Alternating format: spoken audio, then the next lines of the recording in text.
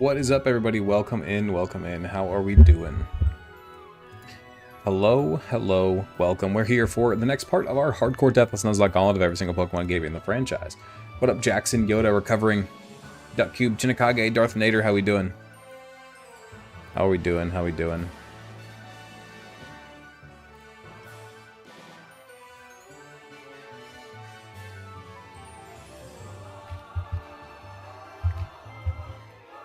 What up, Gosman? How you doing?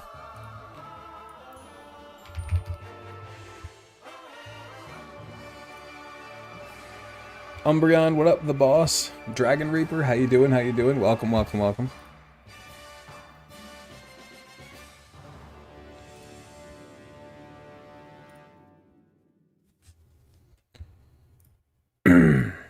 And we're back. We are indeed for a Wednesday stream. It's Wednesday, my dudes. I'm not gonna finish the rest of that. You guys know the rest. I'm not finishing it.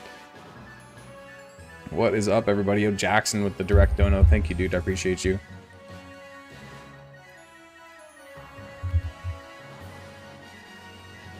Oh, that's supposed to be 2. My bad. There we go. Okay. So anyways, there I was. Alright. Wasn't it in the Wendy's parking lot? Is that what it was? I don't remember. I'm sure the stream will get started. Barbecue sauce on my neutrals. Yeah, exactly. That's exactly right.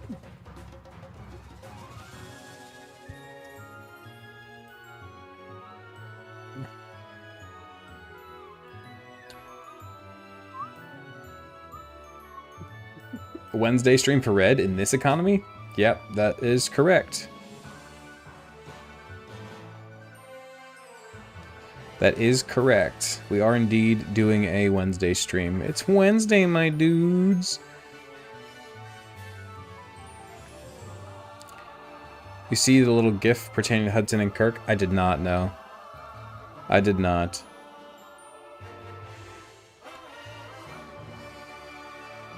I'm just sharing the stream now, then we'll get started. Okay, let me go ahead and get this screen up. Let's start the ticky-tacky stream and see if that's going to work for us today. Yo, what is up, Fizzump? How you doing, man? Backwards and forward progress. There you go. I like that. That's good. That's a good one. All right.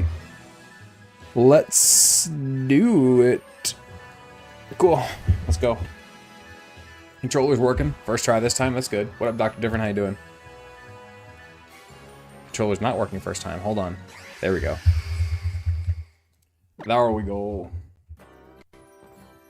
All right, here we are. Here we are. We got 40 people in here already. There we go. We're cooking. All right, we're pretty much ready for the battle against what's her name, Olivia. We do have to fight Plumeria first. G'day, mate. How you doing, Pokenobi? What's up? Hola. Alola. Alola. How you doing? Hey, it's working. It's actually letting people in here tonight. All right, cool, cool, cool. The TikTok stream is working. There we go. Cool. It wasn't working yesterday for some reason. But we're working now. Yo, what up, Zeph? How you doing? Lily Tiger, hello, hello. Welcome, welcome.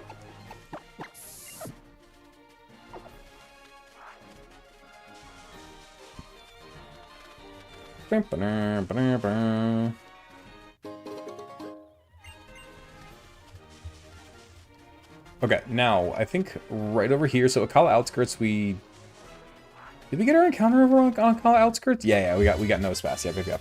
Go up, Pincer. How you doing? We got nose pass over here. That's right. Why did I do that? Whoops. Alright, so we do fight Plumeria right here. Weech Wife?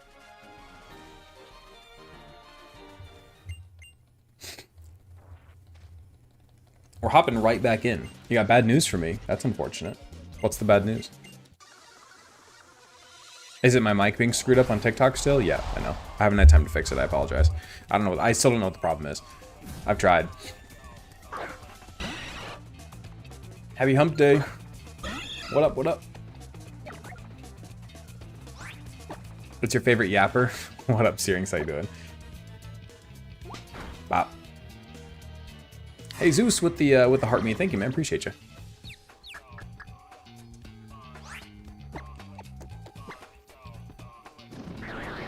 I keep forgetting that you can't flinch these things. Okay, we do get the Swift off, though. That didn't do anything. Wow, okay. Did not do anything. Okay, I don't even think that's worth staying in at this rate. Doesn't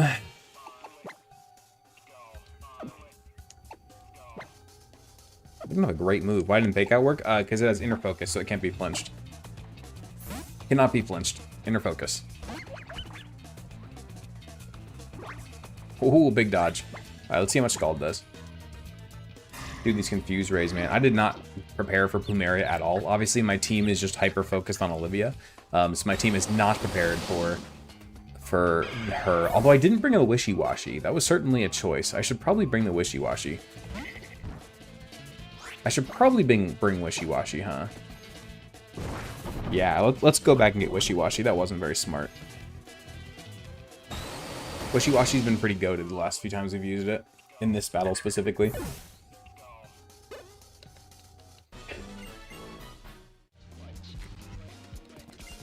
Okay, yeah, let's go back. Before we head in and do this battle, let's go get Wishy-Washy first. That was the throw, not bringing Wishy-Washy. My bad, my bad. I don't know why I didn't think about it.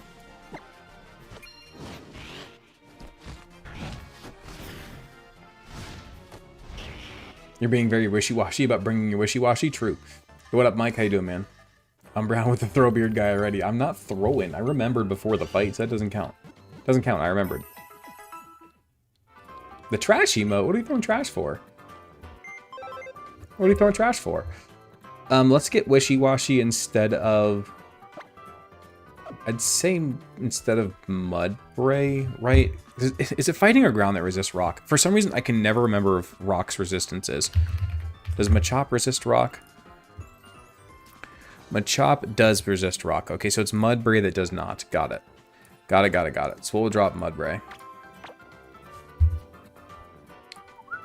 What up, Pepperoni? How you doing? Yoink. Yoink. King Shadow with a yoink already. What up, dude? Thank you.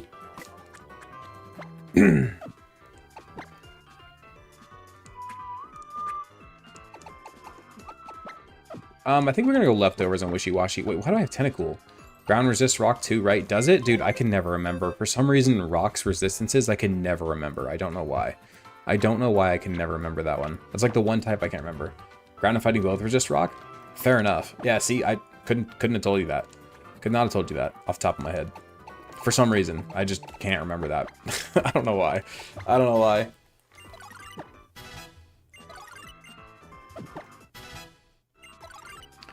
You have Scald already, right? I believe so. I believe you have Scald. You do. Cool. Had to Google it. Yeah, dude.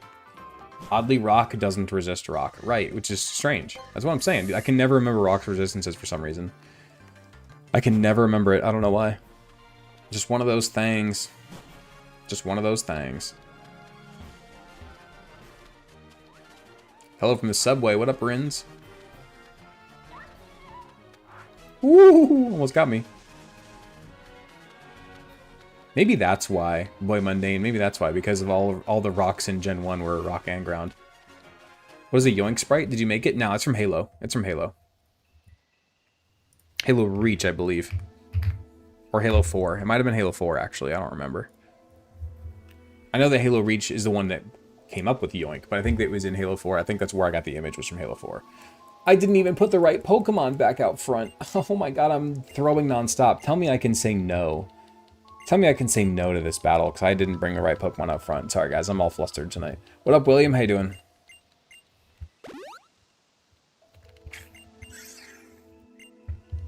Rocks resisted by fighting ground steel. Got it. Got it. What up? What up? About to do the Olivia fight. Tell me I can say no. Tell me I can say no.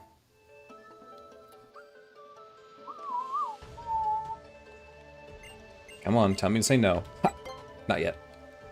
There we go. Alright, let's get our correct Pokemon out front. We want to lead with Black Mole. We also need to get everybody to level 27 really fast.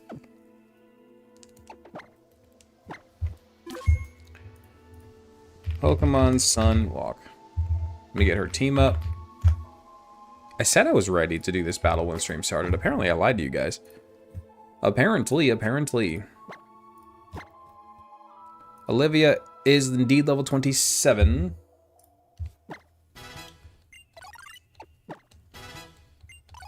Have I done Blackfish's IVs yet? It doesn't look like I have, or EVs, but I think it's okay. I think we can rock with it without EVs. I think it'll be fine. Wishy-Washy's a beast. Actually, no, that's stupid. Let's just fix its EVs. That's dumb. That's dumb. There's no point in risking it. It's going to take us 3 seconds to fix its EVs. No point. 1, 2, 3, 4, 5, 6, 7, 8, 9. I already had the EVs. 10. We already fixed the EVs. It's laggy? You guys are lagging? You guys are lagging? That's unfortunate.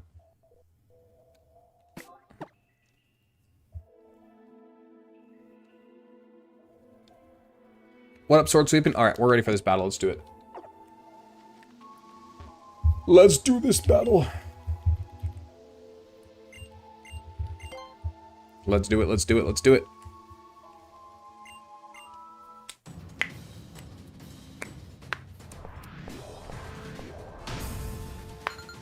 Searing is a skill issue. Oh my lord.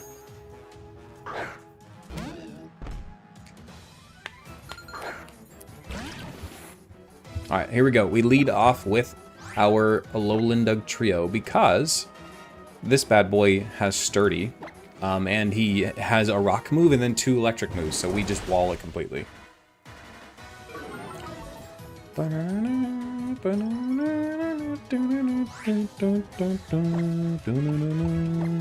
we go. We even get a rock slide miss thanks to our mud slap, and we get the 1 shot because Sturdy's broken. There we go. There we go. Now, tell me you're gonna send in Boldore here. You do indeed send in Lycanroc. Okay, so you're probably going for Bite here. You normally go for Bite here. So let's go into Sofa to resist the Bite.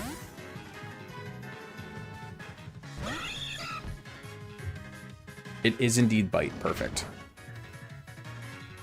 Now, do you Z-move my cat? We do have Fur Coat, so we should be fairly bulky, but Z-move still hurts. Do we calc this, or do we just roll with it? For Z-Rock move. This is for sure going to be a Z-Rock move, or should we switch into something that resists? The only thing that resists is Eviolite Machop, but I think that Fur Coat version is probably better off for that. So we have 44 defense, which is, I think, doubled. So is that, what, 88 defense? That's crazy. So yeah, I think this is probably the right move. Unfortunately, I think staying in is probably the correct move here. Let's just stay in and see how much we take from the Z move. Yep, here we go. Okay, here's the Z move. We're not calcing it. We're just going to roll and see what happens. Let's just not die, please. If we die here, I'm ending the stream.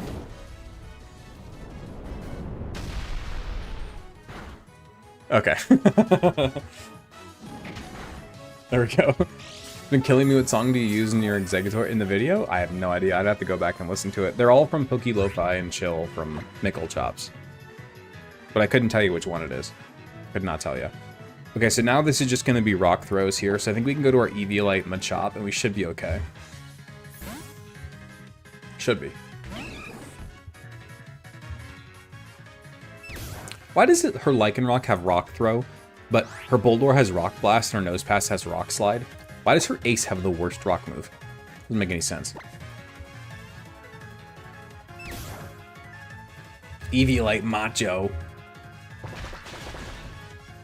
There we go, the crit. There we go, Macho.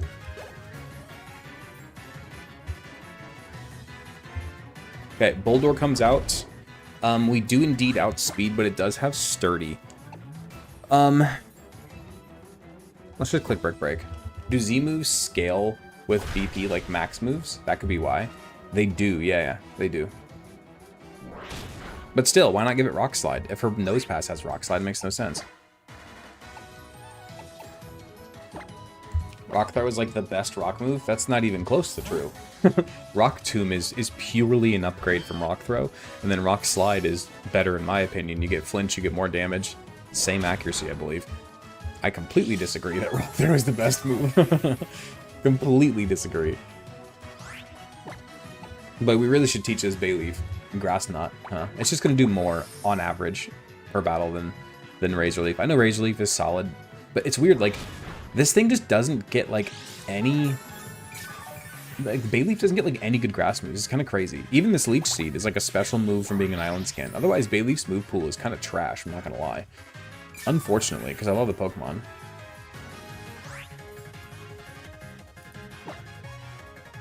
Rock Throw is the best move. It's part of how we conquered the world. Oh, I see what you're saying. I understand. I understand. Well, that did nothing.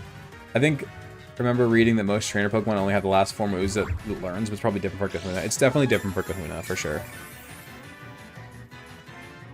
Especially since her Electromog only has 2 moves. But normally you're correct, yes, normally.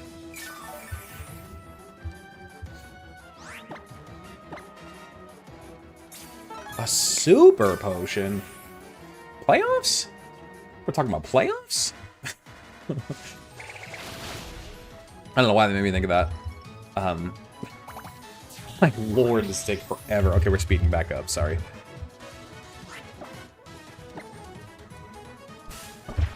Just go down. My goodness. We need to teach this thing Protect, too. We definitely need to teach this thing Protect. ASAP. We have the Protect TM, I just haven't taught it yet.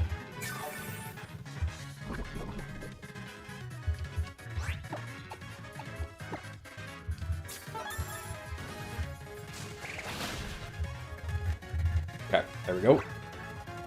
There we go. Alright. So, Olivia is down. We have officially beaten Akala Island. Officially beaten Akala Island. Now, it's still Hano Beach and Hano Grand Resort, but there's nothing too crazy that happens over there. Hano Beach, we can get the, what's it called? Sandygast. That's not a boulder, it's a rock. I really like the one meme where it was SpongeBob like pointing at a piece of paper. It was a map and it had a picture of Iraq, you know, Iraq, however you want to say it. And it was like, it literally just, of course it was just a text meme, so it just spelled it out. But of course the way that I read it was, it's not Iraq, it's Iraq. And for some reason, I chuckled. For some reason, I thought it was so funny. Thought it was absolutely hilarious.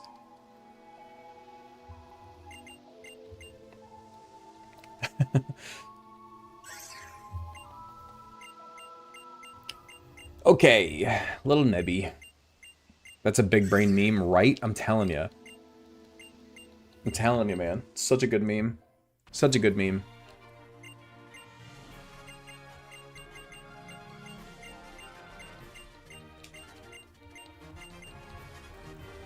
Okay, enough of the yippee yappy. Okay, cool. Now let's go ahead and get our regular team back out, and then it's on to Hano Grand Resort, I believe. Did we go the right way? I don't know. What up, Zach Dom? How you doing?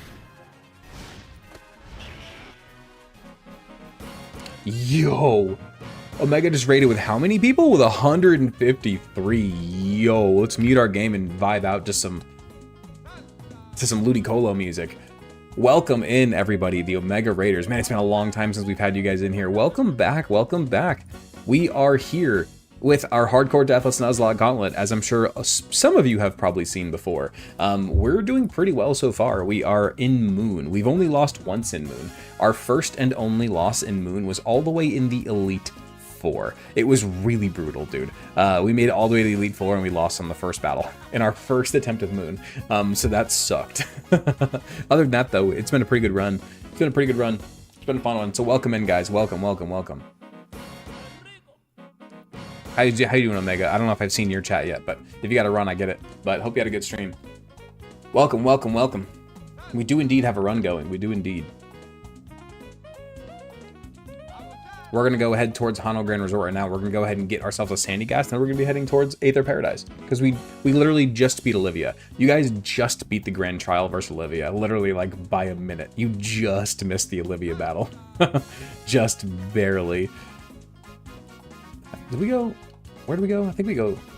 Where do we go? Oh, this way. You guys joined us while the chat was talking about the hottest women in Pokemon. That is true. Chat was talking about that. I had not referenced it yet, but that is what they were talking about. Listen to that Ludicolo music. I know it's from... It's Mirror B's music, but I call it Ludicolo music. Yoink. King Shadow got a yoink. Thank you, man. Appreciate you. Let's get King Shadow on the wheel. We got a brand new shiny wheel in case you guys haven't seen it, if you're new here. Yoink. King Shadow, who got another yoink? King Shadow, oh, just kidding. King Shadow yoinked 1, 2, 3, 4 people. Holy crap, dude. Thank you, man. King Shadow is yoinking away over here. Thank you, dude. Appreciate you. Yoink. Well, I did get some really, really cool, the big gifty alerts are all Dragon Ball now. So if you guys like Dragon Ball, then you know how to unlock them. The answer is Nessa, and it's not even close. I don't agree, but I'm not going to comment either. I'm not going to comment, but I don't agree with that one. We got 190 people in here, dude. It's awesome. Welcome, welcome, welcome. Yoink. Another yoink. King Shadow's got 5 yoinks, man. Look at that. King Shadow's on fire right now. Thank you, dude. Appreciate you. On fire.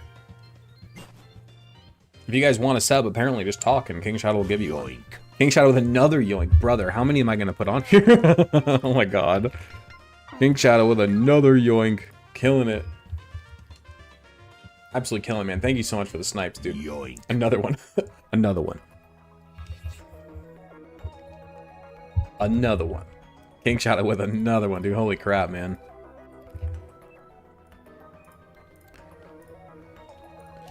Okay.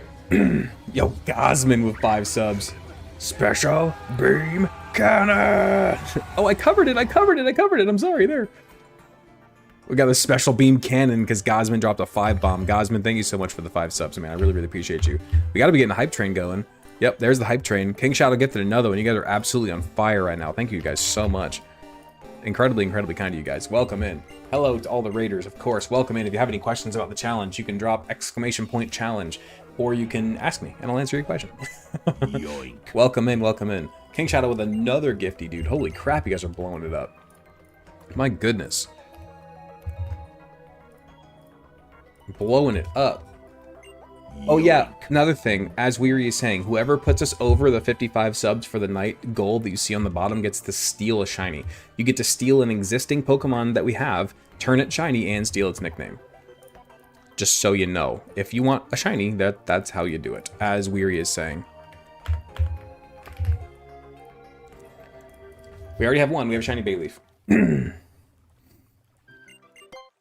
Oh, the Professor Sada? Yeah. That's fair. We do have to fight Neolego. I really didn't bring a great answer to Neolego on this team, actually. I probably should have. Shiny Yoda Claws. It is indeed a Shiny Yoda Claws. Do we ever get a Shiny Yoda emote? David, did you make one and I just missed it, or did you not make one? If you didn't make one, it's fine. I'm just curious.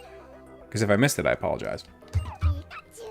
Pikachu! And I apologize to the Raiders. You guys missed the Olivia battle. You just missed the big battle. What color would a Shiny Yoda be? I feel like it would have to be like baby blue. But I don't know.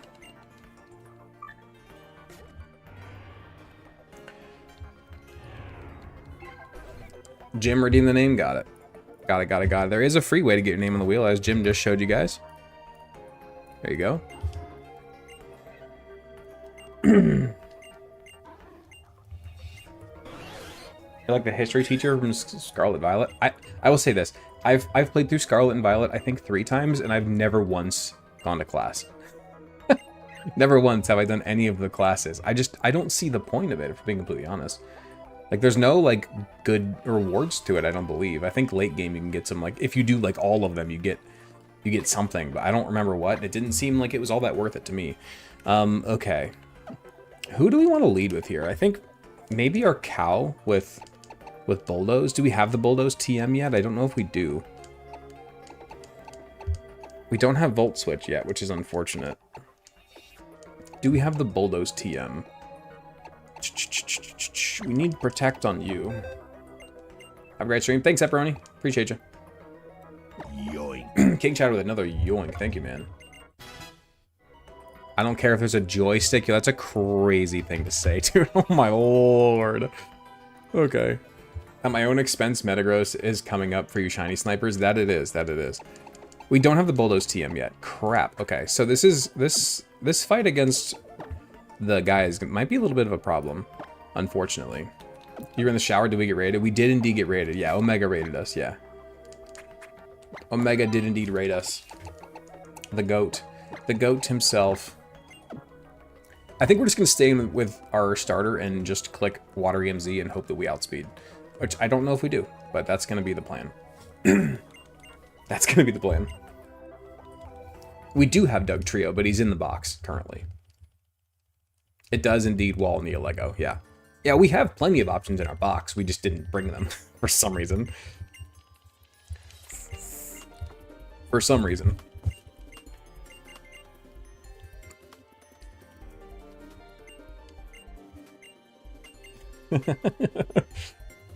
Ducky, who are you trying to convince? Us or you? No, I'm just kidding. The one of Red slipping and saying naturals. Oh my god, that one was so funny, dude. That was so funny.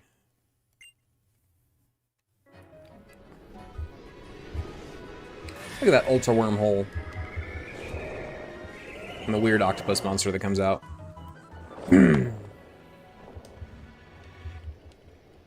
No, the motorboat. The motorboat one was funny too.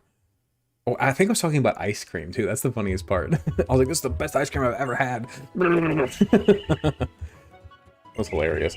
It's a jellyfish? You're right, you're right, you're right, you're right.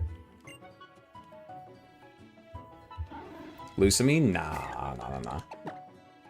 Okay, I think we just stay in with our water type and click Water EMZ, I think. Although this Neo Lego could be a problem, theoretically. I can fix her, oh my lord.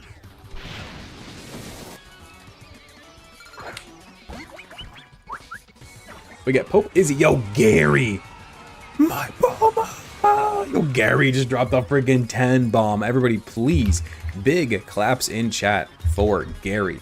Everybody, please wiggle your wags in chat. Thank you so much. Really, really appreciate you there, Gary. Thank you that's very, very kind of you. We're getting closer and closer to that stream goal. We're close to sniping range. We're 26 subs away from that free shiny. So if anyone wants to grab a free shiny, there you go. Not free. Why do I always say free? It's not even close to free, in fact. It's a free shiny for the game, not for the person who's, you know, sending the gifts, obviously. I apologize. That's a real poor way to word that. What up, Wolf Fang? How you doing, man? Poison Fang? Nah, not when you have cross poison. Okay, so we do indeed just sweep with a Hydro Vortex. So there you go. We take that. We take that. What up, Captain Kirk? How you doing? Yoink. Yoink. Gosman with the yoink. Thank you, man. Appreciate you. We're getting closer. Took kids to the fair. Nice, dude. It's getting too freaky. It is getting a little weird in here. I'm not gonna lie. It's getting a little weird. Especially the Neo Lego talk. Like, okay. Thanks for the follow, Shiza. Appreciate you. If any of you who were in here from the raid and you're not following, you should be. We're doing a hardcore Deathless Nuzlocke of every game in the franchise. It's been an absolute blast. It's very, very fun. At least we're Pokemon adjacent today. That's true. That's true. At least we're on topic. Okay, I'm not going to read that one. The one that ends in Cider. Thank you for following. Binsturm, thank you for following. Appreciate you. I'm definitely not reading that second one, though. You guys can read it for yourself if you can. I don't know if you can, actually. I'll spell it for you. N-U-T-N. Actually, I'm just going to type it in chat. I'm going to type it in chat, the person who just followed. And you'll see why I can't read it. I'm not reading that. You almost got me. You almost got me. I always forget that's my name. There you go. That's a beautiful name. Was using this as background noise and heard it getting freaky, just making sure Weary's behaving. Yeah, no, Weary's been okay. He's been good. Other than, you know, the comment that he literally just said. But other than that, he's been good. He's been good. It's the young ones, it is, yeah. What up, Pastafari? How you doing, man? Weary's a good boy.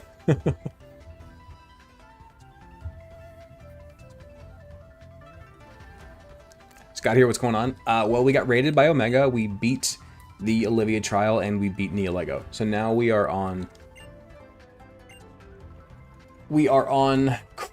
Do I have to say yes? Oh no, I'm not prepared for this. He has an Alolan Raichu in this battle and we don't have a ground type. Yikes. Assuming the average of 30 encounters per run, we barely 1/4 of the way to a natural shiny post buff rates. Fair enough. Okay, so he indeed starts off with a Alolan Raichu. Oh boy, that's not good. That's not good. When's the next Fire Emblem stream? This weekend. Saturday night. Okay, this is going to be Electro Ball, so I think we have to go into Bear Dog here. Oh, hold on. Controls are screwed up. I think we have to go into our electric type here, although we are slow, so it's really not a great idea. Actually, no, it's the right switch. It's actually you. But then, okay, I have the move. I have the move. Hold on, hear me out. We're gonna switch into Black Dragon the Jolteon on the Electro Ball, which shouldn't do much because we have Volt Absorb. And then, now that it's gonna click Psychic, we're gonna switch into Sofa, who's a dark type, and who is immune. Pivot. Pivot! We got the pivot. We got the line, boys. We got the line. Now we fake out. We got the line. Now, Electro Ball could hurt, but Persian's pretty fast. You quick attack. Interesting. And the bite kills. There we go. Sofa the Persian is such an underrated Pokemon, dude. Such an underrated Pokemon.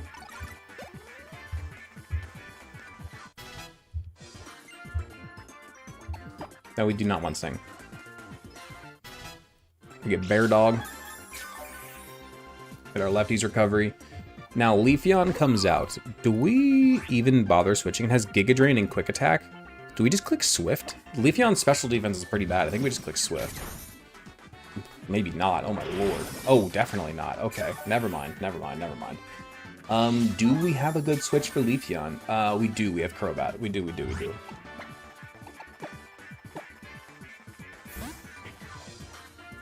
We do have to deal with the Inferno Overdrive Torracat, though, so that could be a problem as well. That could be a problem. Okay, so we Acrobatics the cat. Leafeon's my favorite evolution, by the way. Everybody in chat, drop your favorite evolution. There we go. Leafeon with 130 defense is just insane.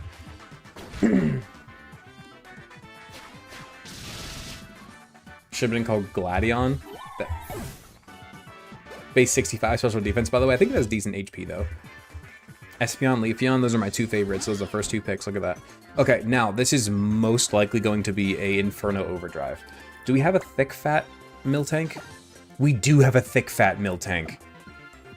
I think that might be our move. That might be our move here. I think thick, fat Miltank is the move. I don't think anything else is going to take this better. Like, Pope Izzy could. It's resisted with Pope Izzy. We have 47 defense, 92 HP. Gosman, thank you for the yoink, man. Appreciate you. So we have 47 HP, 92 and 47 for defense and HP. And then, so they use Breakneck Blitz. Not in this battle, no. And then over here we have 59 defense and 102 HP, and we do have thick fat. Okay. I think let's go to Miltank this time. Let's go to Miltank for the Inferno Overdrive. Let's see if Milkanobi can take it. You don't go Inferno Overdrive. Interesting. Okay, let's Rock Tomb you to lower your speed. We outspeed already. Wow, okay. There we go, Milkanobi. There we go. That's making me more nervous now that we're taking damage. Gosman with another gifty. Thank you. Appreciate you. Okay, do we click Body Slam here to fish for a para? We're already faster. Now, Rock Tomb probably does more damage, right? Because it's 60, 120 base power because it's super effective. So then Body Slam is 85. Oh, what's 50% of 85? That would be what, 42 something? That'd be 120. Actually, similar base power actually for a Body Slam and Rock Tomb. So I think we go with Body Slam and fish for a para, if not the kill. Oh no! Okay, here we go. Come on, cow. Come on, cow. You're bulky. You're tough. You can do this. Oh, you eat that shit for breakfast. Okay, there we go. All right, we are in the clear. There we go. There we go. Miltank is such a monster, dude. Gird your loins. Dude, the cow is such... Miltank is such an underrated Pokemon, dude. Oh my god, it's so strong. Wait, guys, let's see. Move. To be fair, yeah, it was a Fire Fang, but still. Do you squeaky toy for that? Yeah, true. There we go. We make it through. We always get surprised by this How battle. Literally every run that we've done that's made it to Melee Island, or not Melee City on Ulu Island, we've gotten surprised by that battle every time. You'd think that we learned by now, but nope. Nope, not quite. We have not. We have not learned. Underrated thing that has been giving nightmares since 2000. Right, but that's as an opponent Pokemon. Like, I feel like people never actually use it themselves, you know what I'm saying? For the garden, we either fish for ultimately Lady Red or we drizzle for Wag. I mean, Milotic is a way better encounter than Poliwag, that's for sure. Can we get a squeaky toy sound effect to play when we eat big moves like that? We do need one for sure. We really do. Okay, I think that we very, very clearly go for we want Milotic. I don't think Hudson's in here, but if he is, I'd say sorry. Because I know that the Wag is in high demand, but Milotic is obviously a much better Pokemon. We can't make that exchange. That's crazy. The Wag? We want the Wag? No, we don't, actually. Unfortunately, no, we don't. No, we do not. Payback. Payback could be good, but no. Swords Dance, no. How much Pokemon-y? Oh, we PK Hex it, dude. We just cheated in. We just cheated in. Guys, I think we want the Wag. No, I really don't think we do, actually. Rock Tomb or Bulldoze? I guess we'll keep Rock Tomb for now, but Bulldoze could be useful later. Grass Knot, U-Turn. U-Turn is amazing on Crobat. We do indeed want U-Turn. I guess instead of Bite? Or Confuse Ray? I think we go instead of Bite, yeah. Get the Wag and then we need Hudson to hit the Stream Goal and steal it from Hudson. Oh, get the Wag and then we need to hit the Stream Goal and steal it from Hudson. That's brutal, dude. That's brutal. I'll take the Wag only if it turns into a Toad. Fair enough. Redbeard guy known Pokemoney launderer? Oh yeah, for sure. For sure, for sure. Next level cap is level 30, by the way, so we do have to be pretty careful. We have to be pretty careful with levels here. Let's turn off the XP share. We gotta start being careful here.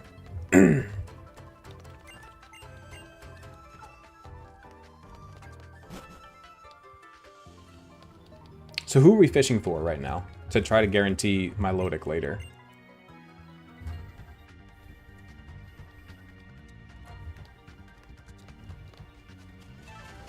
Goldeen? Oh god, that stupid thing. Okay, who wants the Goldeen, by the way? If anybody actually likes the fish, you can have it. I don't care. You can have it. I'm not even going to bother spending a name on that thing. You can just have it. Who wants it? Or we can give it to a Mega since he rated. Either way.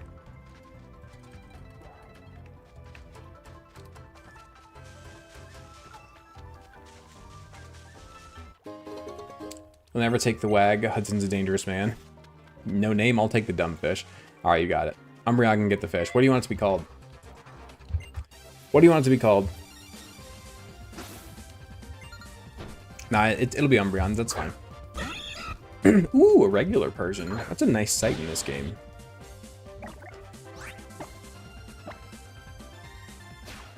Name it stupid. Okay. Okay. Don't badmouth Goldeen, it made you reset your game. Yeah, it's another reason why I hate it. I hated it before because it was a stupid, pointless fish. Now I hate it because it also friggin' killed, I think it was a Crobat actually, if I remember correctly. Horn drilled my Crobat into oblivion. It was awful. It was horrible. It was a dark, dark day back in, I think that was in Platinum, I want to say. I'm pretty sure that was Platinum. It might have been Diamond and Pearl, but I'm pretty sure it was Platinum. Oh wait, no, name it Umbreon, so I can hang out in the box all game, my safe space. Sure, you got it.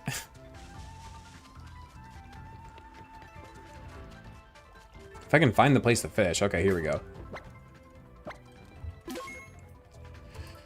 Okay, let's see. Melee Garden, regular fishing, Goldeen is 60%, okay. I really want the Araquanid though, guys. Hold on, there's a 20% chance to get Araquanid. There's a 20% chance to get Araquanid, guys. Now that would also give us a higher chance of getting Poliwag. I love Araquanid so much, but is Araquanid worth a Milotic? I think that answer is pretty obviously no, unfortunately. As much as I love Araquanid, it's not worth a Milotic.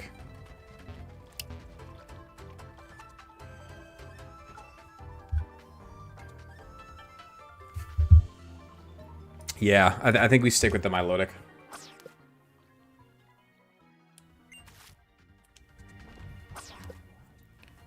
From best to worst evolution, in your opinion, it goes Sylveon, Umbreon, Eevee, Flareon, Leafeon, Vaporeon, Espeon, Glaceon, Jolteon. I agree that Glaceon and Jolteon are the worst two. I agree with that. I agree.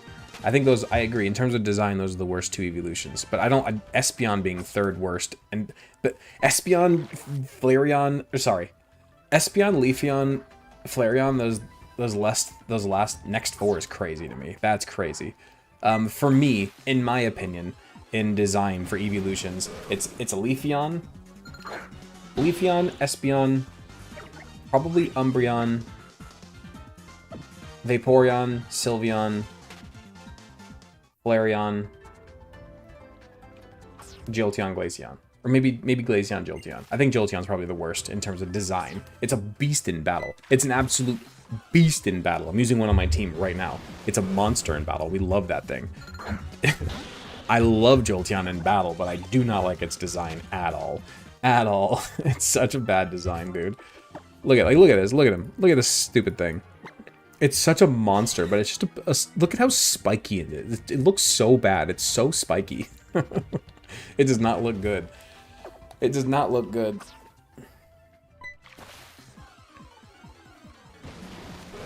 Dude, can we please just get a freaking Goldeen? It's like a 40 or 50% encounter, something like that. Jolteon is just an electric porcupine. It looks so bad, dude. I think people love Jolteon because of how strong it is, which is valid. It's an absolute monster, especially back in Gen 1. It's disgustingly strong. It's so good, but it looks so bad. How would you change Jolteon's design given the chance? I wouldn't make all of its hair strictly hard needles. Or if you're going to make them strictly hard needles, then make like more of them and make it look like kind of more like a porcupine or something. But I wouldn't even go with the spiky look though. I really, and I have the same problem with Zapdos, by the way. Oh, like, how do we portray to these people that this is an electric type? I know. Let's make it spiky and yellow. That'll do it. It's just so dumb. There's so many better ways. Like, I don't like it. Like, look at Luxray. Look at Electivire. Look at, like, there's so many better ways to make an electric type look good. Flareon is dog water. I like Flareon's design. It looks fluffy and warm. I like it. It's a cute little, like, I feel like you would have Flareon as a pet in terms of design. You know what I'm saying? Like, Flareon is like a pet design. Yoink. Gosman with a yoink. Thank you, man. Appreciate you.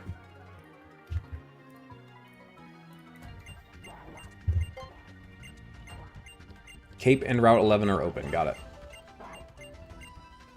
Glaceon might have a great stat spread, but bad typing makes it even more unfortunate with the bad design. Yeah, agreed. I'd have it as a pet just to throw rocks at it. Jesus Christ, dude. What the hell?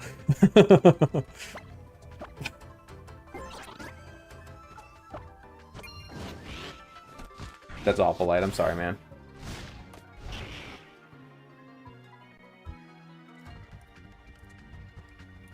Okay.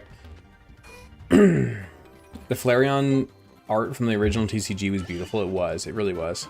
Somebody keep a close eye on him. Valid. All right, let's see what we get.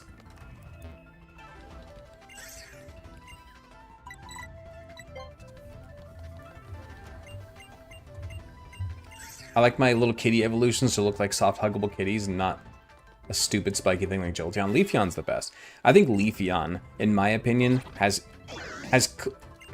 I'm not even saying it's my favorite, which it is, but I think that it genuinely has the best design. I think it shows the element of that Pokemon the best, alongside with Vaporeon, if we're gonna do that route. Vaporeon and Leafeon, in my opinion, are the two that do their design the best in terms of what looks good for what it's going for. Like, it's trying to be, like, Vaporeon's a water type Eevee. Cool, it literally looks like an aquatic creature slash Eevee. Oh, what about Leafeon? It's literally like growing the foliage, and the color scheme is perfect with what it's going for. I think those two are clearly the best in my opinion. Why is Professor Oak wearing blackface? He's not. That's his cousin who grew up in Alola, so he has darker skin. Yeah, Leafeon's amazing. Umbreon is literally darkness and moonlight. Umbreon would be close. Umbreon would probably be like 3rd or 4th in that conversation, for sure, for sure. Yeah, Umbreon's up there. Umbreon's a great design. It's not my favorite by any means, but it's really good. You can't deny how good the design is. Yeah, that's Samson Oak, yeah. That's not, I don't even know what the other one is. What's Professor Oak's first name? Samuel? I don't know. I feel like it's Samuel. I don't know. Sylveon encapsulates Fairy very well. I don't know if I necessarily agree with that, just because it's such a hard thing to encapsulate. Like, what is Fairy? Is it magic? Is it girly? Is it pink? Is it dessert? Like, what is Fairy? Like, it's one of the least defined types in all of Pokemon. It probably is the least defined types in all of Pokemon, actually. So I don't know if I would count that one in that regard. Whimsical? Yeah, I guess, yeah. I suppose so. I'm just convinced this is a Master Roshi Jackie Chun situation. True. We get the... Okay, this is great. We really, really, really want this instead of Trubbish. Alolan Muck is fantastic. Very, very good. Here we go. Okay, now this is a good wheel spin. Where does Espeon fall in your critics of displaying its type well? I think pretty well. I think the fact that it's like purple and has those like almost cosmic looking eyes with the like third eye thing that reads psychic powers, I think it does pretty well. Probably like middle of the road towards the top. It's not like amazing or anything, but it's good. I think it does. I think it portrays its type really well. Like, you look at that thing, you immediately know it's psychic type for sure. Your favorite whimsical Pokemon, Grimmsnarl? Definitely not whimsical. That's like the Fae, like not theories, but like Fae from like D&D and stuff. Minus attack is brutal for this thing. Brutal. What are the best evolutions for gameplay? Jolteon, Espeon, Umbreon, Vaporeon, probably in that order. If we're talking just gameplay wise. I swear it sounds like someone above me is on top floor. Someone is above me, but you're on the top floor. I mean, there could be... Is there roof access? Is there a maintenance worker up there? You never know. Is somebody up there smoking?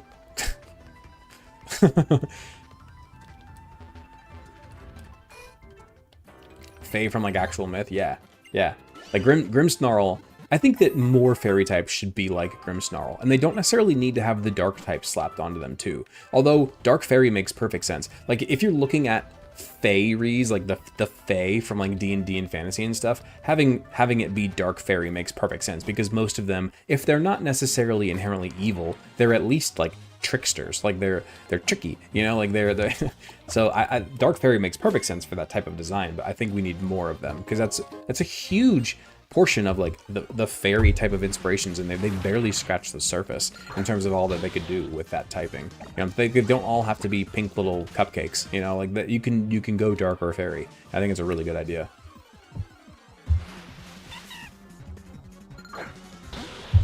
Getting Pancham here is unfortunate because we already have Blissey.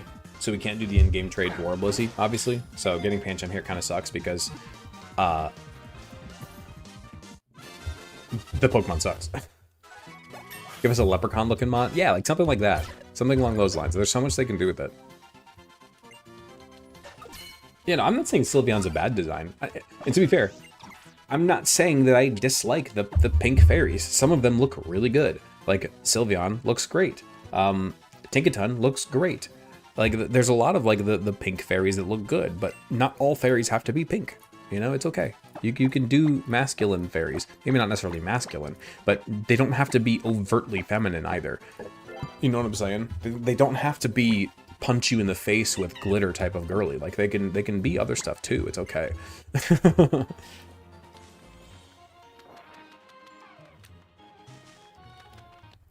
Get Gyro Ball, there we go.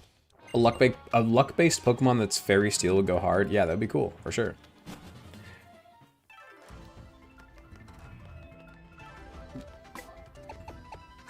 They need to lean into more mystical fairies instead of just cute stuff, I agree. Tinkaton's amazing. Yeah, Tinkaton is one of the best Pokemon, dude. It's so good. Tinkaton is amazing. Best gen? I agree in terms of games. These are my favorite generations to play, I agree. This is a guaranteed Skarmory. We just have to wait until we encounter it. So we just keep going because it's going to be Fearos over and over again until we eventually encounter, the other guy.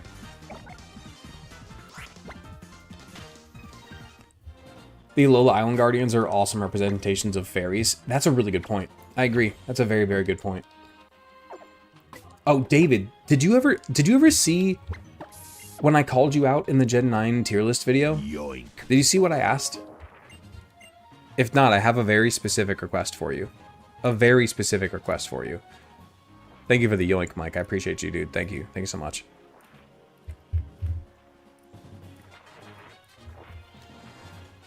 I have a very, very specific request for you, David, if you're in here. Ooh, second try. There we go. You saw it, but you don't remember. David, I'm asking you, please, draw me a Jotonian Tinkaton who, instead of wielding a giant Corviknight hammer, have it wielding a giant Skarmory sword. Please. Please, dude.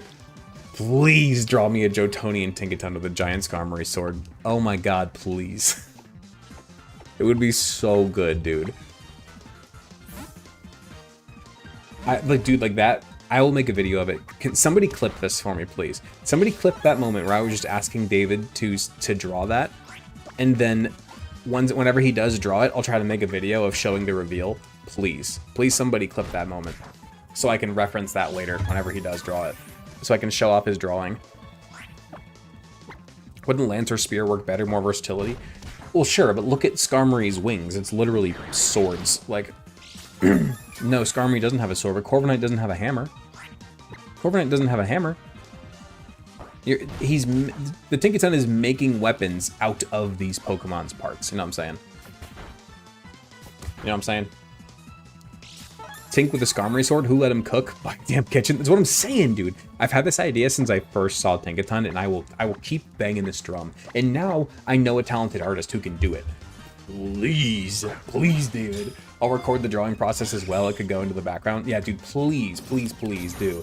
Send me whatever you want for that video. I will absolutely, like, if you want me to tag you, I will. If not, I won't. Whatever you want, but please make that, draw that for me, and I will use it.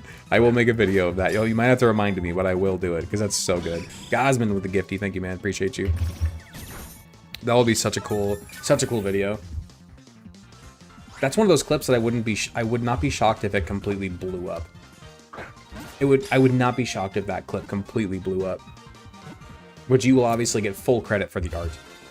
Full credit.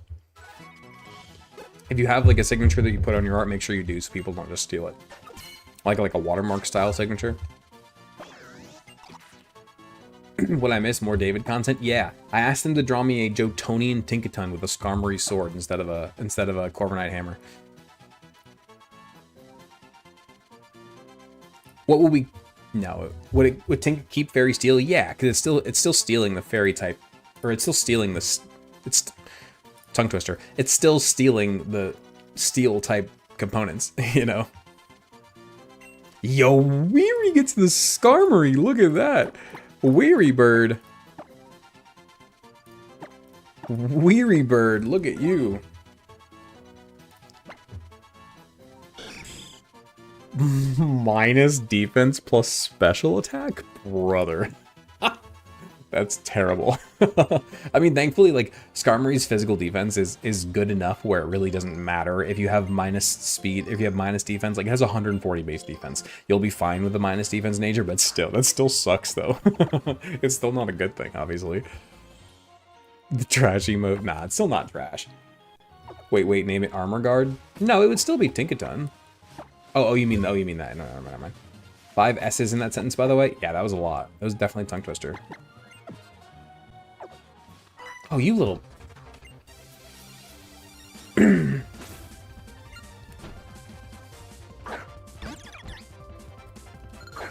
Get Magnet Pull? I will once we get up there. There's a Pokemon Center up there. Izzy graduated from the Dusk Ball right at the right time everyone's about to enter. True, yeah, we got Hudson in Dusk Ball. Irish Thunder is in Dusk Ball. Look at that, dude. Nice. It did not pop up Irish Thunder. I'm sure it will in a minute. It usually pops up a few minutes later. Anything other than plus special attack minus defense would have been good. Yeah. Yeah. That's literally like the worst possible nature for a Skarmory. Other than like... No, that's probably the worst nature. That idea sounds sick. As soon as you started explaining to me, a coworker started talking. That's fair. Yeah, dude, I agree. I think that's an awesome idea. I really hope that he draws it. And if he does, I'm sure it's going to be amazing. I hope it doesn't already exist. You know, let me hit a quick Google. Let me see if somebody else has already done it. Tinkaton with Skarmory sword. Let's see if anybody's done it.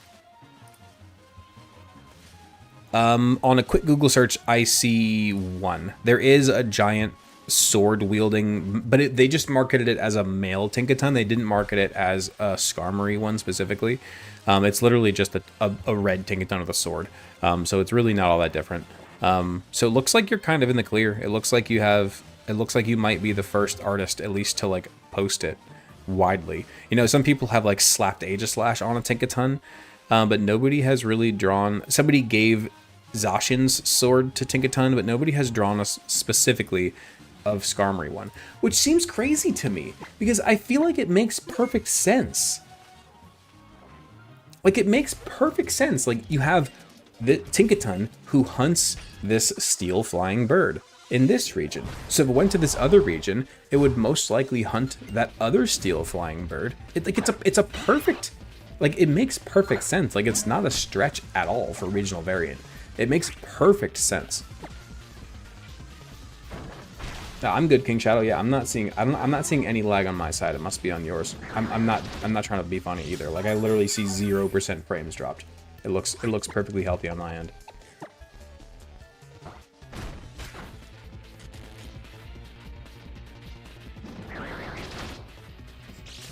Critical hit, air slash. Look at you.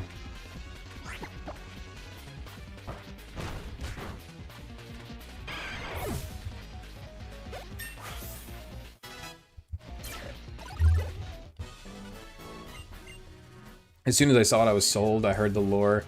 Now there's no going back. Such a great idea. Right. I hope in Gen 10, Pom Bomb not only gets to be the first Fire Fairy, but design lean into the mystical Cerberus, the 3-headed dog. I highly doubt they'll do a 3-headed dog for a starter. But I do think that they might go for Fire Fairy. I really think they do. Like, that design lends itself so well into that idea. We'll see if it happens. Of course, they could pull a friggin' the rug out from under us, but that first stage design absolutely screams future Fire Fairy for some reason.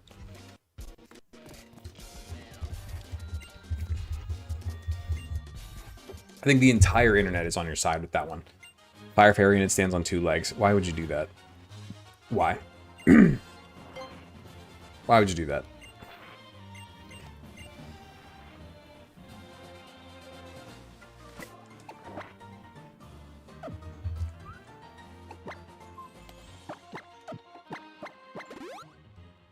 Okay, cool. We get up to Hokulani. Monkey's Paw, you get Fire Fairy, but it must stand. No. Fire Fairy would be an amazing typing. The only typing that I want to see more than Fire Fairy is Ground Fairy. Dude, Ground Fairy would be... I think it would probably be the best offensive type in all of Pokemon. Possibly. I think Ground Ice actually holds that record for best offensive type in Pokemon, but Ground Fairy would be so good. That would be such a good typing, dude. I think Ground Ice has the most offensive things, or maybe even like fighting, something else. Give me Dragon Fairy. Well, Mega Altaria exists, but I would like something that isn't a Mega. Yeah, I agree with that. Yo, what's his challenge? What up, dude? We are doing a hardcore Deathless Nuzlocke of every single Pokemon game in the franchise. We have already beaten every game in Gen 1, every game in Gen 2, 3, 4, 5, and 6. There are fully edited, fully commentated recaps up on the YouTube if you want to watch them, but only for Gens 1 through 4. I have not done the other ones yet because they take a long time, and that's time I don't have, unfortunately. So, here we are. Here we are. Okay, we want to grab you. Not another electric flying... Oh, you want another electric flying Pokemon. That's fair. That's a cool combo for sure.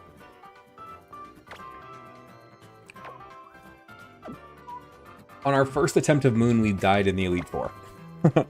It took us 6 attempts to beat Sun, but it was our first attempt of the Elite Four where we beat Sun. Moon, we lost in our first attempt of the Elite Four, so there you go.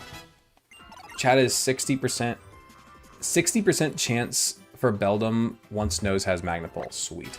A Cerberus-inspired Mon would be sick, but have it be Dark Ghost. I feel like it has to be part Fire. Like, Fire Dark would be okay. We already have a Cerberus dog. It's Houndoom. But other than that, yeah. Personally, you'd like Ice Poison.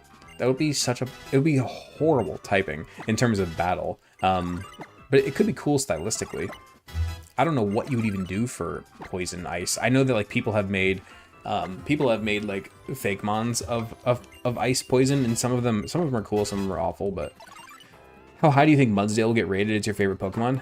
For the Rate 'em All series, it's gonna be really high. It's gonna be really high. I think it's probably gonna get 5 stars in battle prowess. It's probably gonna get 5 stars in availability, or at least close to it. It's probably going to be pretty bad in concept, though, and I don't think its design is going to be too high either, unfortunately. I like its design, but it's not great. I think it's going to be one of those Pokemon with 5 battle prowess, 5 availability, and then, like, 3s in the other categories, probably. Unfortunately, I think that's where it's heading. Again, I haven't looked at the concept yet. I haven't gone and, like, done my research, so I don't know. It could be better. I will say this right now. The Young Goose episode, which is available for early access for members, the Young Goose episode, I learned a lot. Both, really all 4. Young Goose, Gumshoos, Alolan Rattata, and Alolan Raticate are so much more interesting than I ever imagined. I was ready to give them like a 1 in battle prowess, or a 1 in concept. You know what I'm saying? I was ready. I was like, oh, it's just a Mongoose 1. But then I did some research, and it's like, no, these Pokemon are actually really, really interesting, and I'm not going to tell you about it until you go watch the video. The video will be available for everybody later this week, or maybe early next week, I forget, but it's already up for early access, if you remember. It's already up for early access. Yes, baby! First try Beldum. There we go, first try Beldum, baby. We Thunder Wave this thing, and then we just throw balls, because its only move is Takedown, so it's going to continually hit itself with recoil damage. So we just throw balls, now that it's paralyzed, because it's going to keep hurting itself. It has... What is Takedown's... What's Takedown's PP? Is it 20? I believe it's 20 for some reason. What game should you do your first Nuzlocke on besides Gen 5, because I don't have Gen 5? I have 2 different answers to that. 1 should be your favorite Pokemon game that you've played the most, and 2 should be X and Y, because X and Y are the easiest games by a landslide. They offer so many cool Pokemon from previous generations. There's no freaking way we just caught a Beldum on our second ball. That's crazy. They offer so many really cool Pokemon from early generations, and the actual Gen 6 Pokemon themselves are really cool. You get Megas. They're They're easy. I highly, highly recommend X and Y for a first Nuzlocke. Quick ball on the second throw. David, quick balls still have a higher rate on the second throw. It's just not as high as the first throw. Just not as high as the first throw. We get Meta Guard. Okay. Minus defense is unfortunate, but plus attack is really good. Plus attack is really good. The shiny snipers can now open fire. That is true. We need 20 more subs for somebody to steal a shiny Metagross. Whoever gifts 20 subs right now gets to steal a shiny Metagross nickname.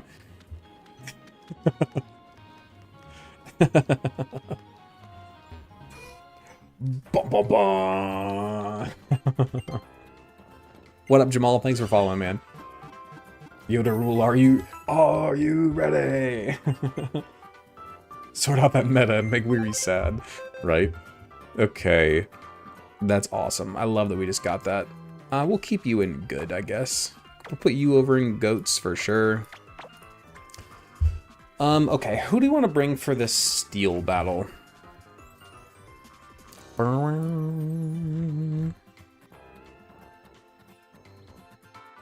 Okay, Mount Hokulani. So I think we do want to bring you just for Volt Switch. Well, that doesn't really do a lot for us. We'll see. My favorite Gen 7 Pokemon? Oh, that's tough. Alolan Ninetales probably is number 1. Number 2 is probably Delmise. I love Delmise, dude. Delmise is such an underrated Pokemon. Senor Vantes, thank you for redeeming a name, man. What up? Okay, let's see. Who are we bringing on our steel battle? We could bring Miltank just because we have Brick Break and we can get Bulldoze and stuff. The only concept you can find is Mud Clydesdale. Rough.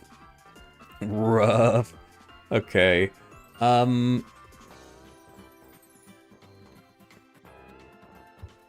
Let's see. We could bring Primeape to this battle. We could bring Bayleaf to this battle. Could bring Gyarados to this battle. Oh, I put these Pokemon in the wrong box. My bad.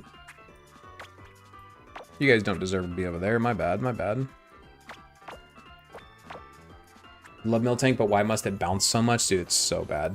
So bad. Then Mudsdale. I think this is probably our line right here. I think this is probably our team. Oh, did you guys see that we got a plus attack Archon, by the way? It's kind of terrifying. Could be a real monster later on in the game, for sure. Okay, I think this is probably our team. Let's get everybody up to level 30. And that will be the level cap for the next thing as well.